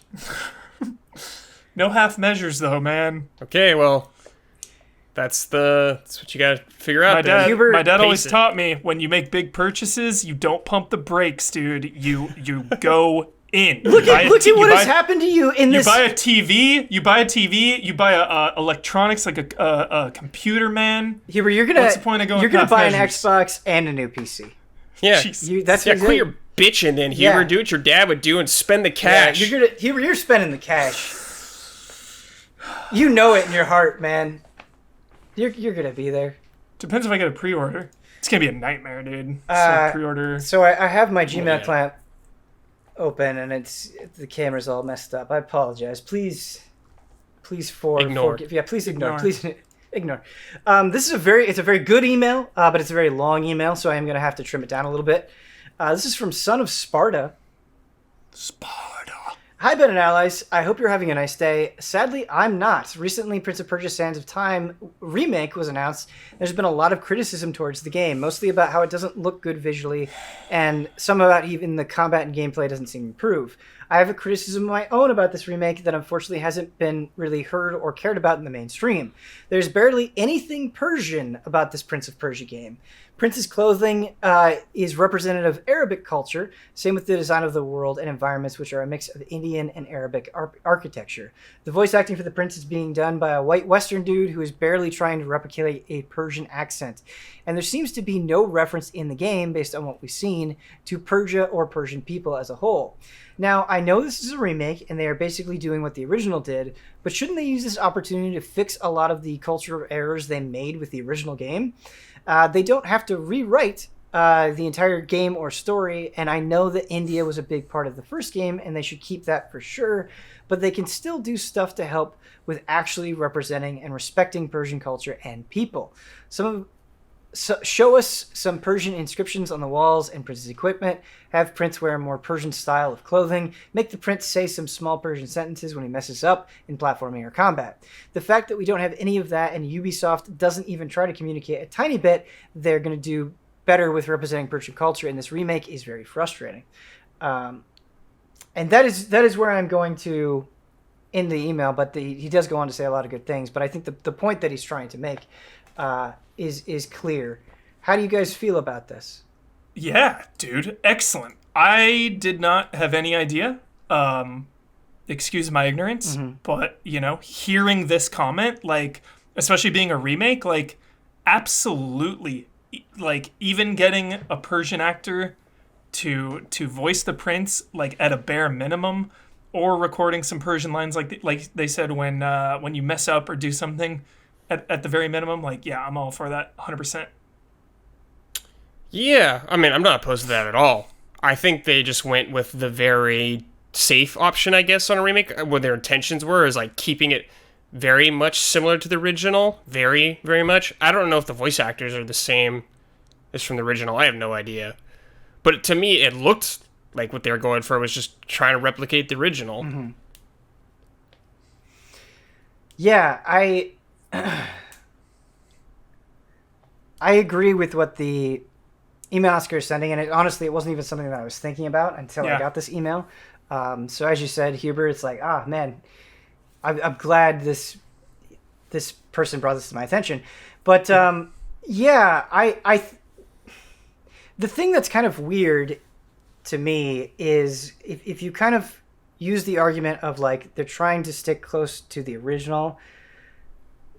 Honestly, I feel like they lost the look of the original entirely. Like, I think they tried to, but they failed in that aspect of it. And so I think there's kind of like this double thing happening where, they're not really doing justice to this culture, as this email writer is saying, but they're also not really nailing the original game either. And it's like, really thinking about it, it's like, if you are going to bring this game back, right? If you are, it's a great game. Sands of Time is a fantastic game. Deserves love and recognition. But it's like, why not use this opportunity to make it the best that it can be in every possible sense? And so, yeah, I agree. I agree with the email saying. I agree with that. I don't agree with everyone hating on the visuals. Like, there are different sizes and scopes of remakes. Yeah. This is just a smaller remake to me. Like, this is not some grand, huge Resident Evil 2 all in from the studio remake. Like Ubisoft has 100 hands in the pot. I'm not defending Ubisoft, but I am defending this as a smaller. I see that point, Heber, but I think even for the scale, like you can do something smaller scale, but something about it just looks off. It doesn't look right visually. Yeah. Like from a design, like an artistic standpoint, I feel like there's something weird and jarring about it to me. Yeah, it has nothing to do with size and scope. It's not like how many I can't see the pores on the prince's face. This is bullshit kind of thing like that. Right. It just feels like they kind of took the style of the original and watered it down, right? And it's like it just doesn't maybe when I actually play it outside of the trailer I'll feel differently, but Destroy All Humans, right, is a remake that I wouldn't say is on a Resident Evil 2 level, and it's like I think that game looks great, like really, really great in a lot of ways. Not maybe every single aspect. And I'm not as attached to Destroy All Humans. I didn't Destroy All Humans. The remake was my introduction to that game, but I think just comparing the two, even I think.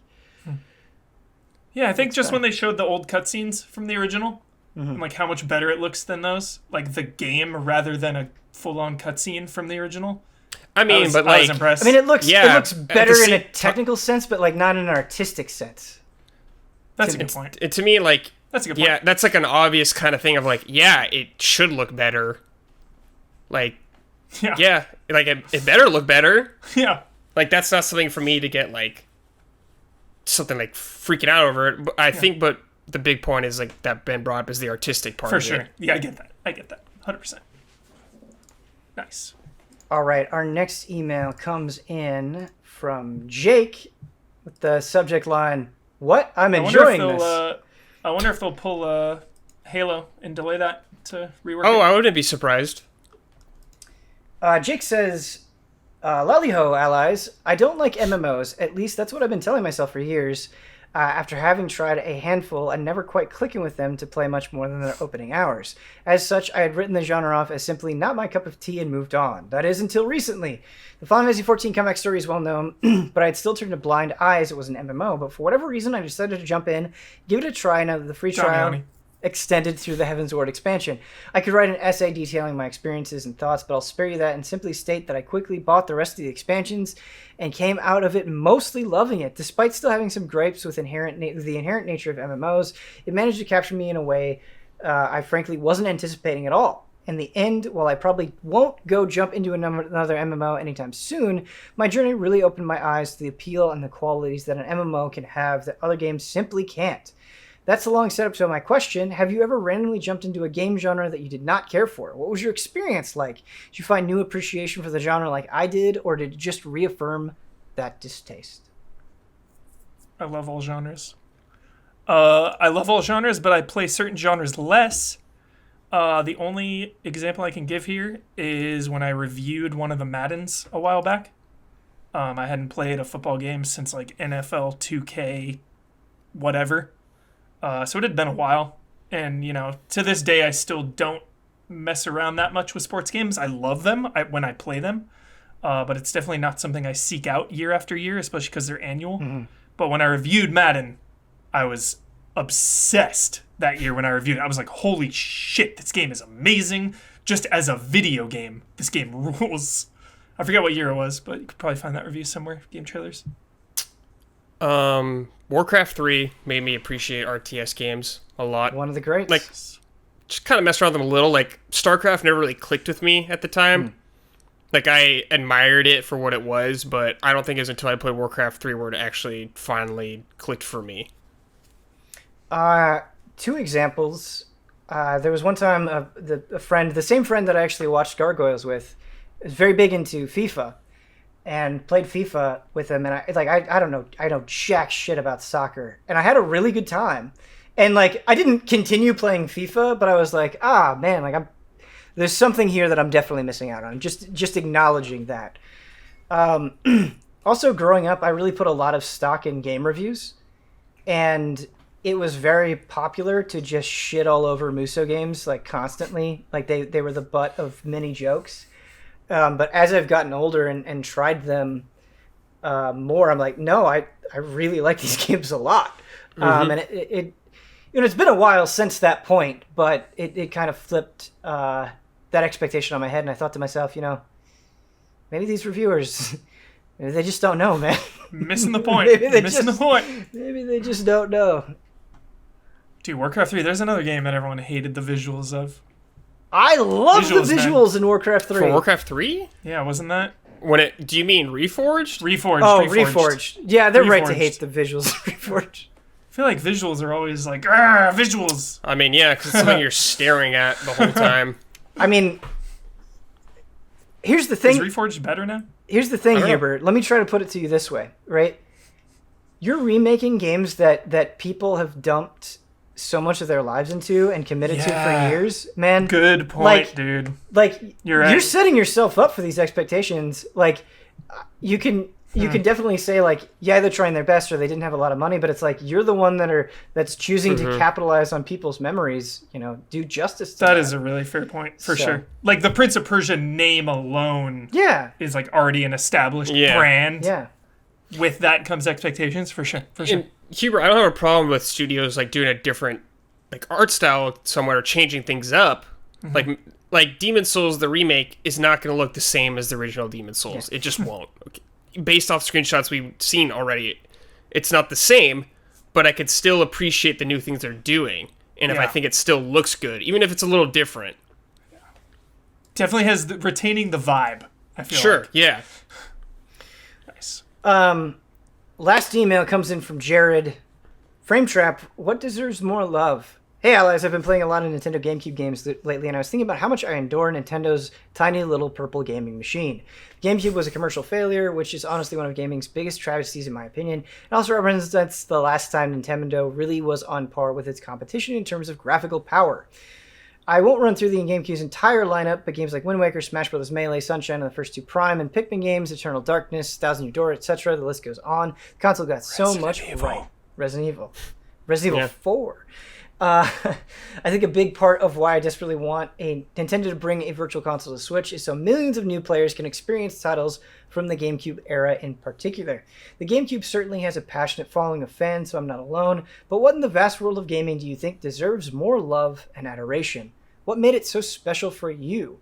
Whether it's a game, console, character, franchise, anything. I'd love to hear who or what you'd like to see get their proper due. Does your choice have a chance to make a return in a big way? I mean, I'm just going to do the one that everyone's been wanting forever, F-Zero. Like, F-Zero GX was fucking insane. That game is crazy. It was so much fun, dude. 10 out of 10 from Daniel Bloodworth. Bloodworth, I think only 10. Better than The Witcher. Better than The Witcher, dude. Hold it over him. Better than Cyberpunk. Yeah. F-Zero, dude. Wait, so was the question for franchises? It could be consoles? anything, just what in the gaming world needs more love. Sega Dreamcast, baby. Yeah, Dreamcast. Yeah. I actually think the Wii U gets shit on a little bit more than it deserves. It's got problems. I know. Hubert, you and I have disagreed with this for a long time, but... The thing I will say about the Wii U, though, Ben, is a lot of those games are finally making their way over to Switch. Yeah, hey. So it's just losing value. I'm just saying I'm all about the games, and I have some incredible memory. There's... Even now when I boot up the Wii U and how slow it fucking is, it's really annoying. So definitely not without criticism, but I don't think it's, like, entirely trash the way that some people... Wii U had 3D World? 3D World, Mario? Yep, that's right. Yeah. And Skyward Sword? No. It had Wind Waker HD. Wii U did not have an original Zelda. Well, it had Breath of the Wild, but... Yeah, but like... Oh, yeah, that's right. Cross. Okay. Yeah. And it had Twilight Princess HD as well. Okay. So, not a lot in the Zelda department outside of remakes and then a game that was also on Switch. So Zelda, sure, yeah. Wii U, shout out. Give it a shout out. I'd love to see Wave Race come back in some way. Dude, Wave Race. You're singing Don's praises. I don't even know if it needs to even be like a huge $60 game or something, but man, just want to ride some jet skis around, dude. Mm-hmm. But it has to nail the vibe. That's the most important part. It has to have that Wave Race vibe. Turok. He knew Turok. Turok, man. Turok's had a lot of chances. Turok's had a ton, but it's man. been a long time. 5 games. It's been a long time, though. I don't think people really understand how good Vanquish is. And, like... True.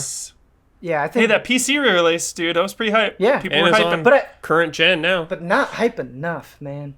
Not hype enough. Yeah. I keep wanting to do a Vanquish replay, and I just, for some reason, I keep putting it off. I but- think the time it came out, Ben, I think it was like that type swamped of with game other stuff. wasn't appealing to a lot of people at that time. Oh, sure. Yeah. Yeah. So hype. So many 7s that are underappreciated. So many sevens. I always... But not franchises. A lot of 7.0 games, I feel like. There's so many times where I feel like general bad rap kind of puts me away from a game for a long time, and then I eventually play it, and I'm like, oh, that's great. This is kind of like the other email. But like, I played through Batman Arkham Origins, and people shit-talk that game, or how it's the weakest link, and I was like, no, this is maybe So not the good. best Batman Arkham game, but totally worth playing. Totally worth playing. I put like Asylum and City here, Night here, and like Origins right below that. Right. I'm Right just, there. I'm just, It's right there. I'm just saying, like, sometimes Yeah. the nature of the conversation can be like, oh, this is completely worthless. It's like, no, like, there's way more going on here. Like, I personally think it's the weakest link, Sure. but I still think it's really good. Yeah. Hell yeah. Like, that's a It's a reasonable good ass opinion. game. Yeah. Yeah. Do you think Sega will ever release a new console? No. Yeah. Well, Tomorrow. maybe like a mini, if you want to count that or something like that. But I don't think they're going to be like Dreamcast 2 bitches or something like that. Yeah. A lot has happened this year that I never thought I would experience in my life. So I don't know. I don't know what's going to happen. Like we were talking about Tony Hawk, and for whatever reason, my mind went to Sonic Mania. Yeah. Mm-hmm. Just bringing back this beloved franchise In a good way. in a new like Streets of Rage 4, baby. retro way. Yeah, dude, did you see the patch? I See saw the that Streets there of was a Rage patch, and people were freaking out about it. I have not played the patch. Dude, balance patch. So legit. Were you saying Balance balance patch, patch does not get me hype? Dude, they completely reworked Okay. like Axel and like how he moves, his iframes, dude. His like hit to tell all this shit. Was he OP before? No, he's underpowered. Oh, yeah, that ain't right. Yeah. Really? Axel, I played underpowered. Axel the whole game. I loved the way that he played in Streets Yeah, of he's Rage even 4. better now. Now he's better. Okay, see, this is what I needed to hear. You Yeah. were just like balance patch, like on its own. Balance patch, balance dude. patch. I was like, all right, cool. I think that's gonna do it for Frame Trap. Lovely time, gentlemen. Thank you so much to my panelists, Bradley Ellis and Michael Huber. If you would like to send in an email to Frame Trap, love reading your emails. AskEasyAllies@gmail.com. One more time, that is AskEasyAllies@gmail.com. And now, if you forget, I'm also throwing it in the description. So if you want to send an email to Frame Trap, forget where it is, look in the description of the most recent Frame Trap. It'll be there. Until next time.